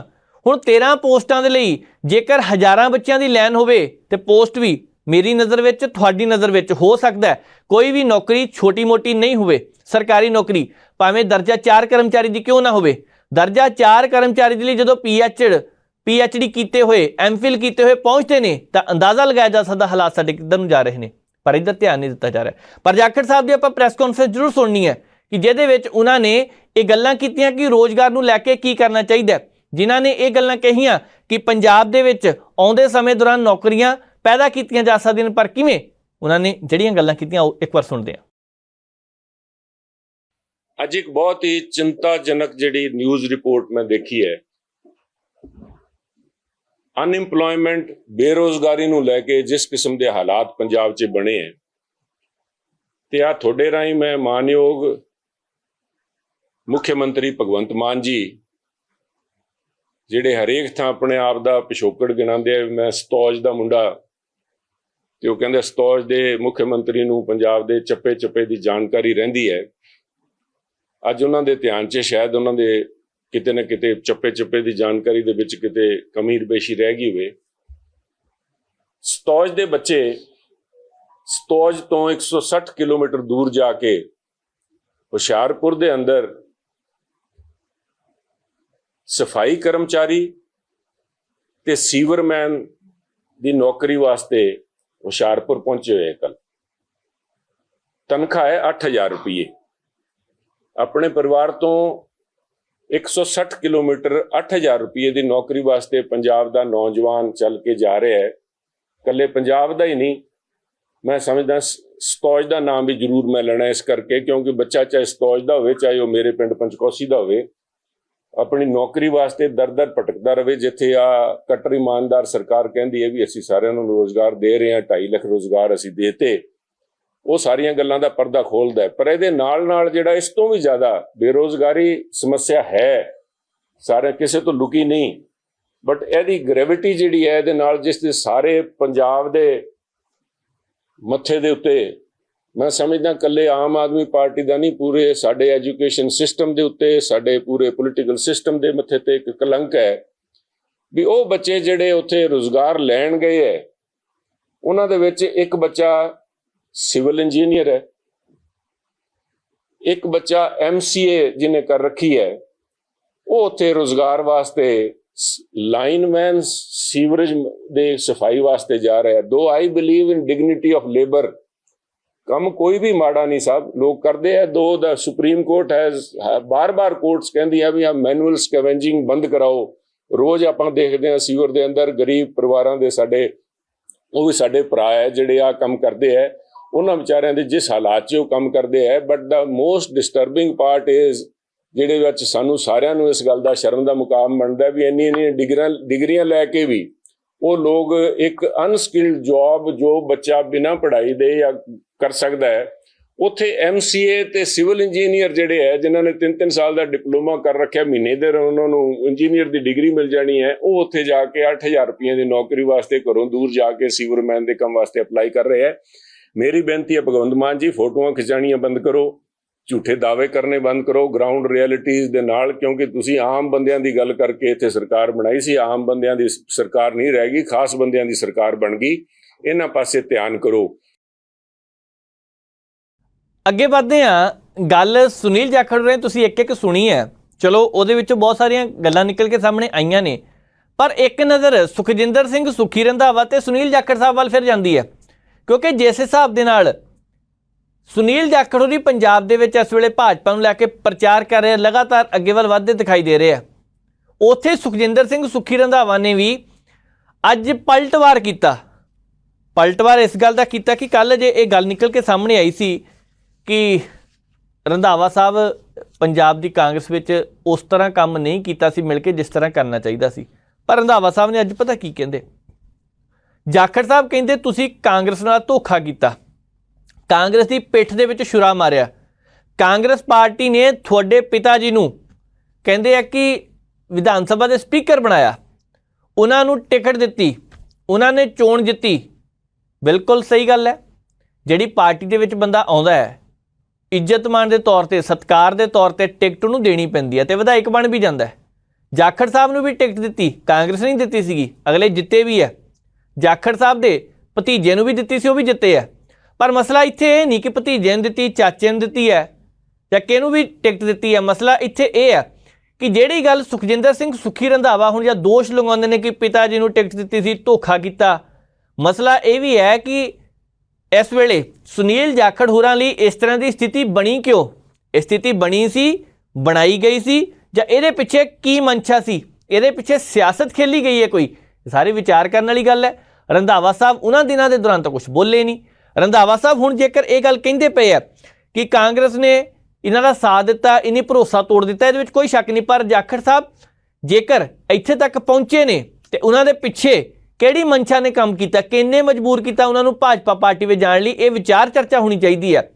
ਸ਼ਬਦੀ ਜੰਗ ਹੈ, ਸ਼ਬਦੀ ਜੰਗ ਜਿੱਦਾਂ ਮਰਜ਼ੀ ਚੱਲੀ ਜਾਵੇ, ਕਿਉਂਕਿ ਕੱਲ ਜਦੋਂ ਜਾਖੜ ਸਾਹਿਬ ਨੇ ਇੱਥੋਂ ਤੱਕ ਗੱਲ ਕਹਿਤੀ ਸੀ ਕਿ ਆਮ ਆਦਮੀ ਪਾਰਟੀ ਦੇ ਨਾਲ ਕਾਂਗਰਸ ਦਾ ਸਮਝੌਤਾ ਹੋ ਚੁੱਕਿਆ ਆਰਡੀਨੈਂਸ ਵਾਲੇ ਮਾਮਲੇ ਤੇ ਅੱਜ ਉਸ ਮਸਲੇ ਤੇ ਸੁਖਜਿੰਦਰ ਸਿੰਘ ਸੁੱਖੀ ਰੰਧਾਵਾ ਨੇ ਜਵਾਬ ਦਿੱਤੇ ਆ। ਦੇਖੋ, ਆਰਡੀਨੈਂਸ ਦਿੱਲੀ ਦੇ ਵਿੱਚ ਆ ਗਿਆ, ਮੁੱਖ ਮੰਤਰੀ ਦਿੱਲੀ ਦੇ ਅਰਵਿੰਦ ਕੇਜਰੀਵਾਲ, ਤਾਕਤਾਂ ਬਹੁਤ ਘਟ ਗਈਆਂ, ਅੱਧੇ ਤੋਂ ਵੱਧ ਕੰਮ ਮਿੱਟੀ ਹੋ ਕੇ ਰਹਿ ਜਾਣਾ, ਬਹੁਤ ਸਾਰਾ ਕੰਮ ਹੁਣ ਕੇਂਦਰ ਸਰਕਾਰ ਦੇ ਕੋਲ ਚੱਲ ਜਾਣਾ, ਤੇ ਕੇਂਦਰ ਸਰਕਾਰ ਦੇ ਕੋਲੇ ਕੰਮ ਜਾਣਾ ਕਿਸ ਹਿਸਾਬ ਨਾਲ ਕਰਦੇ ਅਸੀਂ ਉਹਨਾਂ ਦੇ ਹਾਲਾਤਾਂ ਤੇ ਹਾਲ ਤੇ ਛੱਡ ਦਿੰਦੇ ਹਾਂ। ਪਰ ਸੁਖਜਿੰਦਰ ਸਿੰਘ ਸੁੱਖੀ ਰੰਧਾਵਾ ਦੇ ਕਹਿਣਾ ਕੋਈ ਗੱਠਜੋੜ ਨਹੀਂ, ਸਿਰਫ ਰੌਲਾ ਪਾਇਆ ਜਾ ਰਿਹਾ। ਇਸ ਮਸਲੇ ਤੇ ਉਹਨਾਂ ਨੇ ਜਾਖੜ ਸਾਹਿਬ ਨੂੰ ਜਵਾਬ ਦਿੱਤਾ। ਨਾਲੇ ਵੀ ਕਹਿੰਦੇ ਆ ਕਿ ਜਾਖੜ ਸਾਹਿਬ ਨੇ ਤਾਂ ਪਿਛਲੇ ਦਿਨਾਂ ਦੇ ਦੌਰਾਨ ਧੋਖਾ ਕਾਂਗਰਸ ਵਿੱਚ ਵੀ ਕੀਤਾ। ਕਿਹੜਾ ਧੋਖਾ ਸੀ, ਕੀ ਕਾਰਨ ਸੀਗਾ, ਉਹ ਸਾਰਾ ਕੁਝ ਰੰਧਾਵਾ ਸਾਹਿਬ ਕਿਸੇ ਦਿਨ ਵਿਹਲੇ ਹੋ ਕੇ ਰਾਜਸਥਾਨ ਵਾਲੇ ਪਾਸਿਓ ਦੱਸਿਓ ਜ਼ਰੂਰ, ਕਿਉਂਕਿ ਇਹਨਾਂ ਨੇ ਕਿਹਾ ਕਿ ਸੱਪ ਹਮੇਸ਼ਾ ਉਸ ਹੱਥ ਨੂੰ ਡੰਗਦਾ ਜਿਹੜਾ ਉਹਨੂੰ ਰੋਟੀ ਦਿੰਦਾ ਜਾਂ ਭੋਜਨ ਦਿੰਦਾ। ਚਲੋ, ਇਹ ਕਿਉਂ ਗੱਲ ਕਹੀ ਗਈ ਹੈ ਇਹ ਹੁਣ ਰੰਧਾਵਾ ਸਾਹਿਬ ਦੱਸਣਗੇ, ਪਰ ਇੰਨਾ ਜ਼ਰੂਰ ਹੈ ਪੰਜਾਬ ਦੇ ਵਿੱਚ ਲੋਕਾਂ ਨੂੰ ਇਹਨਾਂ ਗੱਲਾਂ ਨਾਲ ਕੋਈ ਮਤਲਬ ਨਹੀਂ। ਪੰਜਾਬ ਦੇ ਲੋਕ ਹੁਣ ਸਿਆਣੇ ਹੋ ਚੁੱਕੇ ਨੇ ਥੋੜ੍ਹੇ ਜਿਹੇ। ਵੈਸੇ ਵੋਟਾਂ 'ਚ ਪਤਾ ਲੱਗੇਗਾ ਕੌਣ ਕਿੰਨਾ ਕੁ ਸਿਆਣਾ। ਦੇਖਦੇ ਹਾਂ ਗੱਲ ਕਿੱਧਰ ਨੂੰ ਜਾਂਦੀ ਹੈ। ਅੱਗੇ ਵਧਦੇ ਹਾਂ, ਗੱਲ ਕਰਨੀ ਆ ਸ਼੍ਰੋਮਣੀ ਅਕਾਲੀ ਦਲ ਦੀ। ਤੁਹਾਨੂੰ ਯਾਦ ਹੋਣਾ ਪਿਛਲੇ ਦਿਨਾਂ ਦੇ ਦੌਰਾਨ ਇੱਕ ਚਰਚਾ ਬਹੁਤ ਵੱਡੇ ਪੱਧਰ ਤੇ ਹੋਈ ਕਿ ਸ਼੍ਰੋਮਣੀ ਅਕਾਲੀ ਦਲ ਦੇ ਵਿੱਚ ਕੁਝ ਵੀ ਸਹੀ ਨਹੀਂ ਚੱਲਦਾ ਪਿਆ। ਇਹਦੇ ਵਿੱਚ ਬਿਲਕੁਲ ਸਹੀ ਗੱਲ ਹੈ ਕਿ ਸ਼੍ਰੋਮਣੀ ਅਕਾਲੀ ਦਲ ਦੇ ਵਿੱਚ ਕਈ ਤਰ੍ਹਾਂ ਦੀਆਂ ਬਗਾਵਤਾਂ ਹੋ ਰਹੀਆਂ ਨੇ। ਉਹਦੇ ਵਿੱਚੋਂ ਕੁਝ ਕੁ ਔਰਤਾਂ ਨੇ ਵੀ ਬਗਾਵਤ ਕੀਤੀ ਸੀ। ਉਹ ਬਗਾਵਤ ਕਿਉਂ ਕੀਤੀ? ਉਹ ਇਸ ਕਰਕੇ ਕੀਤੀ ਸੀ ਕਿ ਪਿਛਲੇ ਦਿਨਾਂ ਦੇ ਦੌਰਾਨ ਤੁਹਾਨੂੰ ਯਾਦ ਹੋਣਾ ਸ਼੍ਰੋਮਣੀ ਅਕਾਲੀ ਦਲ ਦੇ ਪ੍ਰਧਾਨ ਸੁਖਬੀਰ ਸਿੰਘ ਬਾਦਲ ਹੋਰਾਂ ਨੂੰ ਲੈ ਕੇ ਕੁਝ ਉਹਨਾਂ ਦੇ ਸਿਆਸਤਦਾਨ ਕਹਿ ਰਹੇ ਆ ਕਿ ਅਸੀਂ ਖੁਸ਼ ਨਹੀਂ ਗੇ। ਇੱਕ ਧੜਾ ਕਹਿ ਰਿਹਾ ਕਿ ਇਹਨਾਂ ਨੂੰ ਪਾਰਟੀ ਪ੍ਰਧਾਨ ਦੇ ਅਹੁਦੇ ਤੋਂ ਲਾਂਭੇ ਕੀਤਾ ਜਾਵੇ। ਇੱਕ ਧੜਾ ਉਹ ਹੈ, ਉਹ ਵੱਡਾ ਧੜਾ, ਉਹ ਕਹਿੰਦਾ ਪਿਆ ਕਿ ਅਸੀਂ ਬਿਲਕੁਲ ਖੁਸ਼ ਹਾਂ, ਪ੍ਰਧਾਨ ਸਾਹਿਬ ਜੋ ਫੈਸਲਾ ਕਰਨਗੇ ਸਾਨੂੰ ਮਨਜ਼ੂਰ ਹੋਵੇਗਾ।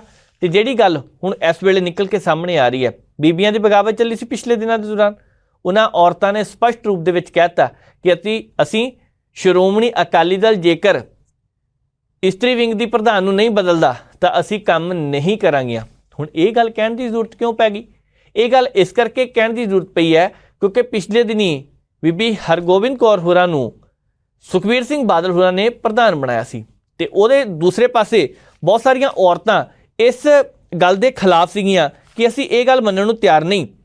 ਬੀਬੀਆਂ ਨੇ ਆਂਗਨਵਾੜੀ ਯੂਨੀਅਨ ਦੀ ਆਗੂ ਹੈ ਹਰਗੋਬਿੰਦ ਕੌਰ, ਜਿਨ੍ਹਾਂ ਨੂੰ ਵਿੰਗ ਪ੍ਰਧਾਨ ਨਿਯੁਕਤ ਕੀਤਾ ਸੀਗਾ, ਤੇ ਅੱਜ ਦੂਸਰੇ ਪਾਸੇ ਰੋਸ ਪ੍ਰਦਰਸ਼ਨ ਤਿੱਖਾ ਹੋ ਗਿਆ ਕਿਉਂਕਿ ਜਿਹੜੀਆਂ ਵਿਰੋਧ ਕਰਨ ਵਾਲੇ ਨੇ ਧੜਾ, ਉਹਨਾਂ ਦਾ ਕਹਿਣਾ ਕਿ ਸਾਨੂੰ ਭਿਣਕ ਤੱਕ ਨਹੀਂ ਲੱਗਣ ਦਿੱਤੀ ਗਈ। ਤੁਸੀਂ ਸਾਡੇ ਨਾਲ ਵਿਚਾਰ ਚਰਚਾ ਤਾਂ ਕਰ ਲੈਂਦੇ, ਸਾਡੇ ਨਾਲ ਇੱਕ ਵਾਰ ਪੁੱਛ ਤਾਂ ਲੈਂਦੇ ਕਿ ਇਹਨਾਂ ਨੂੰ ਲਗਾਉਣਾ ਕਿ ਨਹੀਂ ਲਗਾਉਣਾ। ਚਲੋ ਨਾ ਵੀ ਲਗਾਉਂਦੇ, ਪਰ ਇਹ ਵੀ ਕੁਝ ਕੁ ਲੋਕਾਂ ਨੇ ਕਿਹਾ ਉਸ ਧੜੇ ਦਿਆਂ ਨੇ, ਕਹਿੰਦੇ ਸਰਦਾਰ ਪ੍ਰਕਾਸ਼ ਸਿੰਘ ਬਾਦਲ ਜਦੋਂ ਇਸ ਦੁਨੀਆ ਤੇ ਸੀਗੇ ਤਾਂ ਜਿਹਨੂੰ ਪ੍ਰਧਾਨ ਲਗਾਇਆ ਗਿਆ ਤੁਸੀਂ ਵੀਡੀਓ ਦਾ ਕੱਢ ਕੇ ਦੇਖੋ ਕੀ ਕੀ ਬੋਲਿਆ। ਇਹ ਨਹੀਂ ਕਹਿੰਦੇ ਕੀ ਕੀ ਬੋਲਿਆ, ਕੀ ਕੀ ਨਹੀਂ ਬੋਲਿਆ ਇਹ ਵੀ ਦੇਖੋ। ਇਹਦਾ ਮਤਲਬ ਹੈ ਕੁਝ ਕੌੜੇ ਸ਼ਬਦ ਬੋਲੇ ਹੋਣਗੇ, ਕੋਈ ਸਖਤ ਸ਼ਬਦਾਂ ਦੇ ਵਿੱਚ ਗੱਲ ਕੀਤੀ ਹੋਵੇਗੀ, ਕੁਝ ਵੀ ਹੋਵੇ, ਪਰ ਇੰਨਾ ਜ਼ਰੂਰ ਹੈ ਇਹ ਮਸਲਾ ਹੁਣ ਅੱਗੇ ਵੱਲ ਵੱਧਦਾ ਦਿਖਾਈ ਦੇ ਰਿਹਾ ਕਿਉਂਕਿ ਜੇਕਰ ਸ਼੍ਰੋਮਣੀ ਅਕਾਲੀ ਦਲ ਦੀਆਂ ਉਹ ਟਕਸਾਲੀ ਬੀਬੀਆਂ ਜਿਹੜੀਆਂ ਲੰਬੇ ਸਮੇਂ ਤੋਂ ਸੰਘਰਸ਼ ਕਰ ਰਹੀਆਂ ਨੇ, ਜਿਨ੍ਹਾਂ ਨੇ ਸੇਵਾ ਭਾਵਨਾ ਦੇ ਨਾਲ ਪਾਰਟੀ ਵਿੱਚ ਪੈਰ ਰੱਖਿਆ ਤੇ ਬਾਅਦ ਦੇ ਵਿੱਚ ਲੋਕਾਂ ਤੱਕ ਪਹੁੰਚ ਕਰਕੇ ਪਾਰਟੀ ਨੂੰ ਅੱਗੇ ਵੱਲ ਤੋਰਨ ਦਾ ਯਤਨ ਕੀਤਾ, ਜਦੋਂ ਉਹਨਾਂ ਨੂੰ ਨਹੀਂ ਗੱਲਾਂ ਬਾਤਾਂ ਪੁੱਛਣੀਆਂ ਤਾਂ ਫਿਰ ਕਰਨਾ ਕੀ ਹੈ। ਸ਼੍ਰੋਮਣੀ ਅਕਾਲੀ ਦਲ ਵਿੱਚ ਇਹ ਬਗਾਵਤ ਜੋ ਸ਼ੁਰੂ ਹੋਈ ਹੈ, ਸੁਖਬੀਰ ਸਿੰਘ ਬਾਦਲ ਹੋਰਾਂ ਨਾਲ ਉਹਨਾਂ ਬੀਬੀਆਂ ਦੀ ਮੀਟਿੰਗ ਸੀ, ਉਸ ਮੀਟਿੰਗ ਦੇ ਵਿੱਚ ਕੋਈ ਸਿੱਟਾ ਨਹੀਂ ਨਿਕਲਿਆ, ਕੋਈ ਨਤੀਜਾ ਨਹੀਂ ਨਿਕਲਿਆ। ਜੇਕਰ ਅੱਜ ਸ਼੍ਰੋਮਣੀ ਅਕਾਲੀ ਦਲ ਦੀ ਇੱਕ ਸੂਤੀ ਸਥਿਤੀ ਇਸ ਕਰਕੇ ਬਣੀ ਹੈ, ਜੇਕਰ ਬੀਬੀ ਨੂੰ ਅਹੁਦੇ ਤੋਂ ਹਟਾ ਕੇ ਪ੍ਰਧਾਨਗੀ ਤੋਂ ਕੋਈ ਨਵੇਂ ਲਾਉਂਦੇ ਆ ਤਾਂ ਰੌਲਾ ਪੈਣਾ ਕਿ ਸ਼੍ਰੋਮਣੀ ਅਕਾਲੀ ਦਲ ਨੇ ਇਹ ਝੁੱਕ ਕੇ ਫੈਸਲਾ ਲਿਆ। ਸੁਖਬੀਰ ਸਿੰਘ ਬਾਦਲ ਇਸ ਗੱਲ ਨੂੰ ਸ਼ਾਇਦ ਨਹੀਂ ਸੁਣਨਾ ਚਾਹੁੰਦੇ ਹੋਣਗੇ। ਦੂਸਰੇ ਪਾਸੇ ਜੇਕਰ ਇਹ ਸਥਿਤੀ ਇਸੇ ਤਰ੍ਹਾਂ ਬਣੀ ਰਹਿੰਦੀ ਹੈ ਤਾਂ ਤੁਹਾਨੂੰ ਯਾਦ ਹੋਣਾ ਪਿਛਲੇ ਦਿਨਾਂ ਦੇ ਦੌਰਾਨ ਸ਼੍ਰੋਮਣੀ ਅਕਾਲੀ ਦਲ ਅੰਮ੍ਰਿਤਸਰ, ਸ਼੍ਰੋਮਣੀ ਅਕਾਲੀ ਦਲ ਟਕਸਾਲੀ, ਸ਼੍ਰੋਮਣੀ ਅਕਾਲੀ ਦਲ ਸੰਯੁਕਤ, ਕਈ ਅਕਾਲੀ ਦਲ ਬਣ ਗਏ। ਤਾਂ ਫਿਰ ਹੁਣ ਵੀ ਜੇਕਰ ਅਕਾਲੀ ਦਲ ਇੱਕ ਹੋਰ ਬਣ ਗਿਆ, ਵੈਸੇ ਤਾਂ ਕਿਸੇ ਨੂੰ ਫਰਕ ਨਹੀਂ ਪੈਣਾ, ਪਰ ਸੁਖਬੀਰ ਸਿੰਘ ਬਾਦਲ ਹੋਰਾਂ ਨੂੰ ਇਸ ਗੱਲ ਦਾ ਫਰਕ ਜ਼ਰੂਰ ਪੈਣਾ। ਹੁਣ ਦੇਖਦੇ ਹਾਂ ਗੱਲ ਕਿੱਧਰ ਨੂੰ ਜਾਂਦੀ ਹੈ, ਪਰ ਹੁੰਗਾਰਾ ਅੱਗਿਓਂ ਮੱਠਾ ਜਿਹਾ ਮਿਲਿਆ। ਅਜੇ ਤੱਕ ਮਸਲੇ ਤੇ ਗੱਲਬਾਤ ਕਰਨ ਨੂੰ ਤਿਆਰ ਨਹੀਂ ਗਏ, ਤੇ ਜੇਕਰ ਇਹ ਗੱਲਬਾਤ ਅਜੇ ਤੱਕ ਨਹੀਂ ਕੀਤੀ ਤਾਂ ਜਿਹੜੀਆਂ ਬੀਬੀਆਂ, ਉਹਦੇ ਵਿੱਚ ਹਰਪ੍ਰੀਤ ਕੌਰ ਸੀਗੇ, ਸਾਬਕਾ ਮੀਤ ਪ੍ਰਧਾਨ ਹਰਪ੍ਰੀਤ ਕੌਰ ਬਰਨਾਲਾ, ਕੁਲਦੀਪ ਕੌਰ, ਸਤਵੰਤ ਕੌਰ, ਹੋਰ ਵੀ ਬੀਬੀਆਂ ਜਿਹੜੀਆਂ ਬਹੁਤ ਸਾਰੀਆਂ ਉੱਥੇ ਮੌਜੂਦ ਸੀ, ਉਹਨਾਂ ਨੇ ਕਹਿ ਦਿੱਤਾ ਕਿ ਅਸੀਂ ਲੜਾਈ ਉਦੋਂ ਤੱਕ ਲੜਾਂਗੇ ਜਦੋਂ ਤੱਕ ਸਾਨੂੰ ਇਨਸਾਫ ਨਹੀਂ ਮਿਲਦਾ। ਤੇ ਇਹ ਇਨਸਾਫ ਕਦੋਂ ਮਿਲੇਗਾ ਇਹ ਤਾਂ ਹੁਣ ਆਉਣ ਵਾਲਾ ਸਮਾਂ ਹੀ ਦੱਸੇਗਾ। ਅੱਗੇ ਵਧਦੇ ਹਾਂ, ਗੱਲ ਕਰਨੀ ਹੈ ਪਾਰਲੀਮੈਂਟ ਮੈਂਬਰਾਂ ਦੀ। ਅਸੀਂ ਪਾਰਲੀਮੈਂਟ ਦਾ ਜ਼ਿਕਰ ਹਮੇਸ਼ਾ ਕਰਦੇ ਹਾਂ ਕਿ ਕਿਹੜੇ ਸਿਆਸਤਦਾਨ ਦੀ ਕਿੰਨੀ ਉੱਥੇ ਹਾਜ਼ਰੀ ਹੁੰਦੀ ਹੈ। ਉਹਦੇ ਵਿੱਚ ਭਾਵੇਂ ਹਰਭਜਨ ਸਿੰਘ ਹੁਣ ਪੰਜਾਬ ਦੇ ਮਸਲਿਆਂ ਵੱਲ ਘੱਟ ਹੀ ਧਿਆਨ ਦਿੱਤਾ ਪਿਛਲੇ ਦਿਨਾਂ ਦੇ ਦੌਰਾਨ, ਉਹਨਾਂ ਨੇ ਵੀ ਹੜ੍ਹ ਪ੍ਰਭਾਵਿਤ ਇਲਾਕਿਆਂ ਦੇ ਵਿੱਚ ਵੀ ਉਦੋਂ ਪਹੁੰਚੇ ਜਦੋਂ ਬਹੁਤ ਜ਼ਿਆਦਾ ਰੌਲਾ ਪੈ ਗਿਆ, ਪਰ ਚਲੋ ਪਹੁੰਚੇ, ਚੰਗੀ ਗੱਲ ਹੈ। ਚਾਹੇ ਹੁਣ ਹੰਸਰਾਜ ਹੰਸੀ ਕਿਉਂ ਨਾ ਹੋਣ, ਕਿਉਂਕਿ ਉਹਨਾਂ ਦੀ ਵੀ ਪਾਰਲੀਮੈਂਟ ਦੇ ਵਿੱਚ ਹਾਜ਼ਰੀ ਓਨੀ ਨਹੀਂ ਜਿੰਨੀ ਚਾਹੀਦੀ ਸੀ, ਪਰ ਜਿੰਨੀ ਹੈਗੀ ਹੈ ਚੰਗੀ, ਓਨੀ ਤਾਂ ਹੈਗੀ ਹੈ। ਪਰ ਜਦੋਂ ਗੱਲ ਸਨੀ ਦਿਓਲ ਹੋਰਾਂ ਤੇ ਆ ਕੇ ਰੁਕਦੀ ਹੈ ਕਿ ਸਨੀ ਦਿਓਲ ਹੋਰਾਂ ਦੀ ਹਾਜ਼ਰੀ ਬਹੁਤ ਘੱਟ ਹੈ, ਕੋਈ ਕਹਿੰਦਾ ਘੱਟ ਹੈ, ਕੋਈ ਕਹਿੰਦਾ 63% ਦੀ ਹੈ, ਜਿੰਨੇ ਵੀ ਫੀਸ ਦੀ, ਅਸੀਂ ਫੀਸ ਦੀ ਵਿੱਚ ਨਹੀਂ ਜਾਣਾ, ਅਸੀਂ ਇਸ ਗੱਲ ਤੇ ਜਾਣਾ। ਪਿਛਲੇ ਦਿਨਾਂ ਦੇ ਦੌਰਾਨ ਸਨੀ ਦਿਓਲ ਪੰਜਾਬ ਪਹੁੰਚੇ, ਸ਼੍ਰੀ ਦਰਬਾਰ ਸਾਹਿਬ ਵੀ ਪਹੁੰਚੇ, ਉਸ ਤੋਂ ਬਾਅਦ ਅਟਾਰੀ ਵਾਹਗਾ ਬਾਰਡਰ ਤੇ ਵੀ ਪਹੁੰਚੇ, ਉੱਥੇ ਉਹਨਾਂ ਨੇ ਸੈਰੇਮਨੀ ਜੋ ਹੁੰਦੀ ਹੈ ਉਹ ਵੀ ਦੇਖੀ ਹੈ, ਪਰੇਡ, ਚਲੋ ਫਿਲਮ ਦਾ ਪ੍ਰਚਾਰ ਵੀ ਹੋ ਗਿਆ। ਪਰ ਇੱਧਰਲੇ ਪਾਸੇ ਨੂੰ ਆ ਜਾਈਏ ਤਾਂ 20 ਕਿਲੋਮੀਟਰ ਬਣਦੇ ਆ, ਉੱਧਰਲੇ ਪਾਸੇ ਨੂੰ ਚੱਲ ਜਾਈਏ ਤਾਂ 70 ਕਿਲੋਮੀਟਰ ਬਣ ਜਾਓ, 80 ਕਿਲੋਮੀਟਰ ਬਣ ਜਾਏਗਾ। ਆਪਣੇ ਪਾਰਲੀਮੈਂਟ ਹਲਕੇ ਵਿੱਚ ਲੋਕਾਂ ਦਾ ਨਾਲ ਰਾਬਤਾ ਕਾਇਮ ਕਰਨ ਦਾ ਨਹੀਂ ਸੋਚਿਆ। ਠੀਕ ਹੈ, ਇੱਕ ਸਿਆਸਤਦਾਨ ਨੇ, ਲੋਕਾਂ ਨੇ ਇਸ ਕਰਕੇ ਚੁਣਿਆ ਇਹਨਾਂ ਨੂੰ ਕਿ ਅਦਾਕਾਰ ਵਧੀਆ ਨੇ, ਵੋਟਾਂ ਅਦਾਕਾਰੀ ਦੇ ਨਾਮ ਤੇ ਪੈ ਗਈਆਂ, ਖੰਨਾ ਸਾਹਿਬ ਨੂੰ ਵੀ ਵੋਟਾਂ ਭਾਵੇਂ ਇੱਦਾਂ ਪੈ ਗਈਆਂ ਹੁਣ, ਪਰ ਮਸਲਾ ਇਹ ਹੈ ਲੋਕਾਂ ਦੀ ਸਾਰ ਤਾਂ ਲੈਣੀ ਸੀ ਨਾ। ਅੱਜ ਵੀ ਗੁਰਦਾਸਪੁਰ ਜ਼ਿਲ੍ਹੇ ਦੇ 7 ਤੋਂ ਵੱਧ ਪਿੰਡ ਉਹ ਹੈ ਜਿਨ੍ਹਾਂ ਦਾ ਬਿਲਕੁਲ ਹੜ੍ਹ ਆਉਣ ਤੋਂ ਬਾਅਦ ਨਾਤਾ ਭਾਰਤ ਨਾਲੋਂ ਟੁੱਟ ਜਾਂਦਾ, ਕੋਈ ਨਹੀਂ ਉੱਥੇ ਪਹੁੰਚਦਾ, ਨਾ ਕਿਸ਼ਤੀਆਂ ਜਾਂਦੀਆਂ। ਤੇ ਜੇਕਰ ਉਹਨਾਂ ਦੇ ਪਾਰਲੀਮੈਂਟ ਹਲਕੇ ਦੇ ਵਿੱਚ ਇਹ ਸਾਰਾ ਕੁਝ ਹੋ ਰਿਹਾ ਹੈ ਤਾਂ ਧਿਆਨ ਕਿੰਨੇ ਦੇਣਾ। ਪਿਛਲੇ ਦਿਨਾਂ ਦੇ ਦੌਰਾਨ ਇਹ ਗੱਲ ਨਿਕਲ ਕੇ ਸਾਹਮਣੇ ਆਈ, ਉਹ ਕਹਿੰਦੇ ਆ ਕਿ ਸਨੀ ਦਿਓਲ ਸਾਹਿਬ ਉੱਥੇ ਆਉਣ ਚਾਹੇ ਨਾ ਆਉਣ, ਉਹਨਾਂ ਨੇ ਕਿਸੇ ਦੀ ਡਿਊਟੀ ਲਗਾਈ ਸੀ ਤੇ ਉਹ ਕਿੰਨੇ ਕੁ ਪਹੁੰਚੇ ਨੇ ਉੱਥੇ। ਜਿਹੜੇ ਲੋਕ ਇੱਕ ਝਲਕ ਦੇਖਣ ਲਈ ਲੰਬੀਆਂ ਲਾਈਨਾਂ ਦੇ ਵਿੱਚ ਖੜੇ ਹੋਏ ਸੀਗੇ ਜਦੋਂ ਪ੍ਰਚਾਰ ਕੀਤਾ ਜਾ ਰਿਹਾ ਸੀਗਾ, ਜਦੋਂ ਪ੍ਰਚਾਰ ਤੋਂ ਬਾਅਦ ਪਹੁੰਚੇ ਇੱਕ ਦਿਨ, ਉਦੋਂ ਕਿਸੇ ਨੇ ਸਾਥ ਨਹੀਂ ਦਿੱਤਾ। ਐਵੇਂ ਤਾਂ ਨਹੀਂ ਪੋਸਟਰ ਉੱਥੇ ਲੱਗੇ ਸੀਗੇ। ਸਵਾਲ ਇਹ ਹੈ ਕਿ ਪਾਰਲੀਮੈਂਟ ਮੈਂਬਰ ਦੇ ਤੌਰ ਤੇ ਤੁਸੀਂ ਜਿੰਨੀ ਮਰਜ਼ੀ ਤੁਹਾਡੀ ਹਾਜ਼ਰੀ ਹੈਗੀ ਹੈ, ਪਰ ਵੱਡੀ ਗੱਲ ਇਹ ਹੈ ਕਿ ਉੱਥੇ ਲੋਕਾਂ ਦੇ ਨਾਲ ਗੱਲਬਾਤ ਨਾ ਕਰਨਾ, ਉਹਨਾਂ ਦੇ ਮੁੱਦਿਆਂ ਬਾਰੇ ਵਿਚਾਰ ਚਰਚਾ ਨਾ ਕਰਨਾ। ਅੱਜ ਇਸ ਗੱਲ ਦੀ ਸਭ ਤੋਂ ਵੱਧ ਚਰਚਾ ਹੋ ਰਹੀ ਹੈ ਤੇ ਚਰਚਾ ਅੱਜ ਰੁਕਣੀ ਨਹੀਂ, ਆਉਂਦੇ ਦਿਨਾਂ ਨੂੰ ਇਹ ਹੋਰ ਅੱਗੇ ਵੱਲ ਵੱਧਦੀ ਦਿਖਾਈ ਦੇ ਸਕਦੀ ਹੈ। ਅੱਗੇ ਵੱਧਦੇ ਹਾਂ, ਗੱਲ ਕਰਨੀ ਹੈ ਪੰਜਾਬ ਦੇ ਵਿੱਚ ਜੋ ਇਸ ਵੇਲੇ ਖਬਰ ਨਿਕਲ ਕੇ ਸਾਹਮਣੇ ਆ ਰਹੀ ਹੈ ਸਰਕਾਰੀ ਜ਼ਮੀਨਾਂ ਨੂੰ ਲੈ ਕੇ।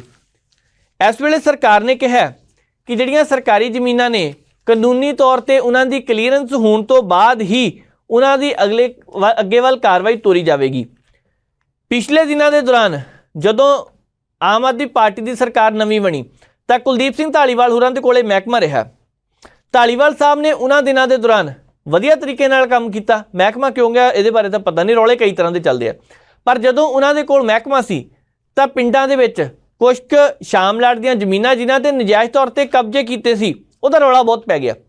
ਹੁਣ ਉਹਦਾ ਰੌਲਾ ਇੰਨੇ ਵੱਡੇ ਪੱਧਰ ਤੇ ਵਧਿਆ ਕਿ ਉਸ ਵੇਲੇ ਕੁਲਦੀਪ ਸਿੰਘ ਧਾਲੀਵਾਲ ਸਾਹਿਬ ਕਹਿੰਦੇ ਚਾਹੇ ਕੋਈ ਰਸੂਖਦਾਨ ਹੋਵੇ, ਰਸੂਖਵਾਰ ਹੋਵੇ, ਚਾਹੇ ਕਿਸੇ ਕੋਲ ਪੈਸਾ ਵਾਧੂ ਹੋਵੇ, ਚਾਹੇ ਕਿਸੇ ਵੀ ਰਾਜਨੀਤਿਕ ਪਾਰਟੀ ਨਾਲ ਸੰਬੰਧ ਰੱਖਦਾ ਹੋਵੇ, ਅਸੀਂ ਸਖਤ ਕਾਰਵਾਈ ਕਰਾਂਗੇ।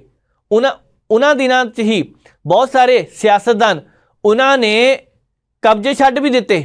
ਇੱਥੋਂ ਤੱਕ ਕਿ ਪਿਛਲੇ ਸਮੇਂ ਦੇ ਦੌਰਾਨ ਵੱਡੇ ਅਹੁਦਿਆਂ ਤੇ ਬੈਠੇ ਪੰਜਾਬ ਦੇ ਸਿਆਸਤਦਾਨਾਂ ਨੇ ਵੀ ਜ਼ਮੀਨਾਂ ਖਾਲੀ ਕਰ ਦਿੱਤੀਆਂ। ਇੱਥੋਂ ਤੱਕ ਕਿ ਅਫਸਰਾਂ ਨੇ ਵੀ ਜ਼ਮੀਨਾਂ ਛੱਡ ਦਿੱਤੀਆਂ। ਡਰ ਜਿਹਾ ਸੀਗਾ, 4 ਮਹੀਨੇ ਮਸਲਾ ਠੰਡਾ ਪੈ ਗਿਆ, ਗੱਲ ਠੰਡੇ ਬਸਤੇ ਪੈ ਗਈ। ਫਿਰ ਉਸ ਤੋਂ ਬਾਅਦ ਜਦੋਂ ਇਹ ਮਹਿਕਮਾ ਬਦਲਿਆ ਤੇ ਹੁਣ ਕਹਿੰਦੇ ਆ ਕੈਬਨਿਟ ਮੰਤਰੀ ਨੇ ਭੁੱਲਰ ਸਾਹਿਬ, ਉਹਨਾਂ ਨੇ ਕਿਹਾ ਕਿ ਪਹਿਲਾਂ ਕਲੀਅਰੈਂਸ ਕੀਤੀ ਜਾਵੇ ਪੁਲਿਸ ਦੀ, ਉਸ ਤੋਂ ਬਾਅਦ ਦੀ ਅਗਲੀ ਕਾਰਵਾਈ ਕੀਤੀ ਜਾਵੇਗੀ। ਇਹ ਕਹਿਣ ਦੀ ਜ਼ਰੂਰਤ ਕਿਉਂ ਪਈ ਹੈ? ਕਿਉਂਕਿ ਇਸ ਵੇਲੇ ਕਿਹਾ ਜਾ ਰਿਹਾ ਹੈ ਕਿ ਕੁਝ ਜ਼ਮੀਨਾਂ ਉਹ ਹੈ ਜਿਹਦਾ ਰੌਲਾ ਬਾਅਦ ਵਿੱਚ ਪੈ ਜਾਂਦਾ, ਪਰ ਇਸ ਮਸਲੇ ਨੂੰ ਠੰਡਾ ਕਰਨ ਦੇ ਲਈ ਪਹਿਲਾਂ ਹੀ ਜਿਸ ਹਿਸਾਬ ਨਾਲ ਇਹਦਾ ਤਰੀਕਾ ਲੱਭ ਲਿਆ ਗਿਆ, ਇਹ ਤਰੀਕਾ ਚੰਗਾ ਜਾਪਦਾ ਹੈ। ਮਲੇਰਕੋਟਲੇ ਦੀ ਗੱਲ ਵੀ ਕਰ ਲੈਂਦੇ ਹਾਂ, ਕਿਉਂਕਿ ਮਲੇਰਕੋਟਲੇ ਦੇ ਵਿੱਚ ਵੀ ਇੱਕ ਹੈਰਾਨੀਜਨਕ ਖਬਰ ਸਾਹਮਣੇ ਆਈ ਹੈ। ਇਸ ਵੇਲੇ ਸੂਬੇ ਦੀ ਪੁਲਿਸ ਦੀ ਸਭ ਤੋਂ ਵੱਡੀ ਜ਼ਿੰਮੇਵਾਰੀ ਇਹੀ ਹੈ ਕਿ ਸਾਡੇ ਪੰਜਾਬ ਦੇ ਵਿੱਚ, ਸੂਬੇ ਦੇ ਵਿੱਚ ਸ਼ਾਂਤੀ ਕਾਇਮ ਰੱਖੀ ਜਾਵੇ। ਸ਼ਾਂਤੀ ਕਾਇਮ ਰੱਖਣ ਦੇ ਲਈ ਉਹ ਸਮੇਂ-ਸਮੇਂ 'ਤੇ ਨਾਕੇ ਵੀ ਲਗਾ ਲੈਂਦੇ ਆ, ਇਹ ਵੀ ਚੈੱਕ ਕਰ ਲੈਂਦੇ ਆ ਕਿ ਕਿਤੇ ਕੋਈ ਗੈਂਗਸਟਰ ਤਾਂ ਨਹੀਂ ਘੁੰਮਦਾ ਪਿਆ, ਕਿਤੇ ਕੋਈ ਬਦਮਾਸ਼ ਤਾਂ ਨਹੀਂਗਾ। ਬੜੇ ਨਾਡੂ ਖਾਂ ਵੀ ਅੱਜ ਕੱਲ੍ਹ ਆਪਣੇ ਆਪ ਨੂੰ ਬਣੇ ਫਿਰਦੇ ਨੇ, ਛੋਟੀ ਜੀ ਗੱਲ ਹੁੰਦੀ ਆ ਲੜਾਈ ਝਗੜਾ ਕਰਕੇ ਬਹਿ ਜਾਂਦੇ ਆ। ਪਰ ਇਹ ਜਿਹੜੀ ਖਬਰ ਮਲੇਰਕੋਟਲੇ ਤੋਂ ਸਾਹਮਣੇ ਆ ਰਹੀ ਹੈ, ਵਿਜੀਲੈਂਸ ਬਿਊਰੋ ਨੂੰ ਇੱਕ ਰਿਪੋਰਟ ਮਿਲੀ ਵਿਜੀਲੈਂਸ ਨੂੰ ਕਿ ਇੱਥੇ ਕੁਝ ਪੰਜਾਬ ਪੁਲਿਸ ਦੇ ਇਸ ਤਰ੍ਹਾਂ ਦਾ ASI ਹੈ, ਪੁਲਿਸ ਵਾਲੇ 2-3 ਇੱਦਾਂ ਦੇ ਆ ਜਿਹੜੇ ਪੈਸੇ ਲੈ ਕੇ ਕੰਮ ਕਰਦੇ ਪਏ ਆ। ਚਲੋ ਚੰਗੀ ਗੱਲ ਹੈ ਜੇਕਰ ਸਮੇਂ 'ਤੇ ਪਤਾ ਲੱਗ ਗਿਆ। ਉਸ ਵੇਲੇ ਵਿਜੀਲੈਂਸ ਨੇ ਟਰੈਪ ਲਗਾ ਲਿਆ ਕਿ ਅਸੀਂ ਇਹਨਾਂ ਬੰਦਿਆਂ ਨੂੰ ਫੜਾਂਗੇ। ਜਦੋਂ ਫੜਨੇ ਲਈ ਉਹਨਾਂ ਨੇ ਸਾਰੀ ਤਿਆਰੀ ਕੀਤੀ ਸੀ ਤਾਂ ਕਿਸੇ ਨੇ ਸੂਹ ਦੇਤੀ ਵਿੱਚੋਂ, ਭਾਈ ਬਚ ਲਓ, ਅੱਜ ਭੱਜ ਲਓ, ਜੇ ਭੱਜ ਹੁੰਦਾ ਨੇ ਤੁਹਾਡਾ ਨੰਬਰ ਲੱਗ ਗਿਆ। ਉਹ ਬੰਦਿਆਂ ਨੇ ਸੱਚਮੁੱਚ ਗੱਡੀ ਲੈ ਕੇ ਭੱਜ ਗਏ। ਹੁਣ ਗੱਡੀ ਲੈ ਕੇ ਜਦੋਂ ਭੱਜੇ, ਇੱਕ ਥਾਂ ਇੱਦਾਂ ਦੀ ਆ ਗਈ, ਗਲੀ ਛੋਟੀ ਸੀਗੀ ਤੇ ਗੱਡੀ ਮੁੜਨੀ ਨਹੀਂ ਸੀ, ਪਿੱਛੇ ਵਿਜੀਲੈਂਸ ਦੀ ਗੱਡੀ ਲੱਗੀ। ਉਹਨਾਂ ਨੇ ਐਕਟਿਵਾ ਵਾਲੇ ਤੋਂ ਗੱਡੀ ਖੋਈ, ਐਕਟਿਵਾ ਖੋਈ ਤੇ ਨਾਲ ਹੀ ਦੌੜ ਗਏ। ਐਕਟਿਵਾ ਵਾਲੇ ਨੇ ਦਾਅਵਾ ਕੀਤਾ ਕਿ ਗੱਡੀ ਦੇ ਮੇਰੀ ਐਕਟਿਵਾ ਦੀ ਡਿੱਗੀ ਦੇ ਵਿੱਚ ਮੇਰੀ ਧੀ ਦਾ ਪਾਸਪੋਰਟ ਹੈ ਤੇ ਨਾਲ 40 ਜਾਂ 50 ਹਜ਼ਾਰ ਰੁਪਏ ਦੀ ਰਕਮ ਹੈ। ਚਲੋ ਇਹ ਉਹ ਦੱਸਣਗੇ ਜਦੋਂ ਜਾਂਚ ਹੋਣੀ ਹੈ। ਪਰ ਗੱਡੀ ਜਿਹੜੀ ਛੱਡ ਕੇ ਗਏ ਆ ਪੁਲਿਸ ਮੁਲਾਜ਼ਮ, ਹੁਣ ਉਹਨਾਂ ਦੀ ਗੱਡੀ ਦੇ ਵਿੱਚੋਂ ਕਹਿੰਦੇ ਅਫੀਮ ਵੀ ਮਿਲੀ ਹੈ, ਉਹਦੇ ਵਿੱਚੋਂ 10,000 ਰੁਪਇਆ ਹੋ ਸਕਦਾ ਹੈ ਰਿਸ਼ਵਤ ਦੇ ਪੈਸੇ ਹੋਣ, ਉਹਦੇ ਵਿੱਚੋਂ ਭੁੱਕੀ ਵੀ ਮਿਲੀ ਹੈ। ਹੁਣ ਸਵਾਲ ਇਹ ਉੱਠਦਾ ਪਿਆ ਕਿ ਜਿਨ੍ਹਾਂ ਨੇ ਸੂਬੇ ਦੀ ਰਾਖੀ ਕਰਨੀ ਹੈ ਉਹਨਾਂ ਦੀਆਂ ਗੱਡੀਆਂ ਦੀਆਂ ਡਿੱਗੀਆਂ ਦੇ ਵਿੱਚੋਂ ਇਹ ਸਾਰਾ ਕੁਝ ਨਿਕਲਦਾ ਪਿਆ ਤੇ ਰੌਲਾ ਕਿਉਂ ਨਹੀਂ ਪੈਂਦਾ? ਅਸੀਂ ਕਈ ਦਿਨ ਦੀ ਗੱਲ ਕਰਦੇ ਪਏ ਸੀ, ਠੋਕ ਵਜਾ ਕੇ ਕਹਿੰਦੇ ਪਏ ਆ ਕਿ ਪੰਜਾਬ ਦੇ ਵਿੱਚ ਪ੍ਰਸ਼ਾਸਨ ਵਿੱਚ ਜੇਕਰ ਇਸ ਤਰ੍ਹਾਂ ਦੇ ਲੋਕ ਨੇ, ਪੰਜਾਬ ਪੁਲਿਸ ਵਿੱਚ ਵਿਭਾਗ ਵਿੱਚ ਜੇਕਰ ਇਸ ਤਰ੍ਹਾਂ ਦੇ ਲੋਕ ਨੇ, ਉਹਨਾਂ ਨੂੰ ਬਰਖਾਸਤ ਕੀਤਾ ਜਾਵੇ, ਸਾਰਾ ਮਹਿਕਮਾ ਬਦਨਾਮ ਹੁੰਦਾ। 1-2 ਪੁਲਿਸ ਵਾਲਿਆਂ ਦੀਆਂ ਇਸ ਤਰ੍ਹਾਂ ਦੀਆਂ ਘਟਨਾਵਾਂ ਦੇ ਕਰਕੇ ਸਾਰੇ ਡਿਪਾਰਟਮੈਂਟ ਤੇ ਗੱਲ ਆਉਂਦੀ ਆ, ਸਖਤ ਕਾਰਵਾਈ ਕਿਉਂ ਨਹੀਂ ਕੀਤੀ ਜਾਂਦੀ? ਆ ਜਿਹੜੀਆਂ ਖਬਰਾਂ ਆਉਂਦੀਆਂ, ਅੱਜ ਇਸ ASI ਨੇ 10,000 ਮੰਗ ਲਿਆ, ਅੱਜ ਉਹਨੇ 5,000 ਮੰਗ ਲਿਆ, ਅੱਜ ਥੱਲੜੇ ਪਾਸੇ ਤੋਂ ਲੈ ਕੇ ਉੱਪਰਲੇ ਪਾਸੇ ਤੱਕ ਪੈਸੇ ਸਰ ਪੈਸੇ ਬਣਾਉਣ ਤੇ ਲੱਗੇ ਹੋਏ ਨੇ। ਕੁਛ ਕੁ ਜਿਹੜੇ ਹੈਗੇ ਇਦਾਂ ਦੇ, ਉਹਨਾਂ ਦੇ ਖਿਲਾਫ ਸਖਤ ਕਾਰਵਾਈ ਕਰਨ ਦੀ ਜ਼ਰੂਰਤ ਹੈ। ਮਲੇਰਕੋਟਲੇ ਵਿੱਚ ਜੋ ਇਹ ਘਟਨਾ ਸਾਹਮਣੇ ਆਈ ਹੈ, ਇਹਨੇ ਪੰਜਾਬ ਪੁਲਿਸ ਦੇ ਇੱਕ ਵਾਰ ਫਿਰ ਤੋਂ ਖਾਕੀ ਤੇ ਦਾਗ ਲਗਾਇਆ। ਇਹ ਦਾਗ ਧੋ ਕੇ ਰੱਖਣਾ ਚਾਹੀਦਾ, ਇਹ ਦਾਗ ਖਤਮ ਹੋਣੇ ਚਾਹੀਦੇ ਨੇ, ਨਹੀਂ ਤਾਂ ਇਸੇ ਤਰ੍ਹਾਂ ਜੇਕਰ ਕੰਮ ਚੱਲਦਾ ਰਿਹਾ ਤਾਂ ਪੰਜਾਬ ਪੁਲਿਸ ਦੇ ਉੱਪਰ ਆਉਣ ਵਾਲੇ ਦਿਨਾਂ ਦੌਰਾਨ ਸਵਾਲ ਬਹੁਤ ਸਾਰੇ ਖੜੇ ਹੋ ਸਕਦੇ ਨੇ। ਤੁਸੀਂ ਕੀ ਸੋਚਦੇ ਆ ਕਿ ਇਸ ਜੋ ਘਟਨਾ ਵਾਪਰੀ ਹੈ ਇਹਦੇ ਬਾਰੇ ਤੁਹਾਡਾ ਕੀ ਕਹਿਣਾ? ਪ੍ਰਤੀਕਿਰਿਆ ਜ਼ਰੂਰ ਸਾਂਝੀ ਕਰੋ। ਪ੍ਰੋਗਰਾਮ ਨੂੰ ਇੱਥੇ ਸਮਾਪਤ ਕਰਦੇ ਹਾਂ। ਮੈਨੂੰ ਨਵਜੀਤ ਨੂੰ ਦਿਓ ਇਜਾਜ਼ਤ। ਦੇਖਦੇ ਰਹੋ ਪ੍ਰਾਈਮ ਮਿਨਿਸਟਰ TV, ਤੁਹਾਡਾ ਆਪਣਾ, ਤੁਹਾਡੇ ਲਈ।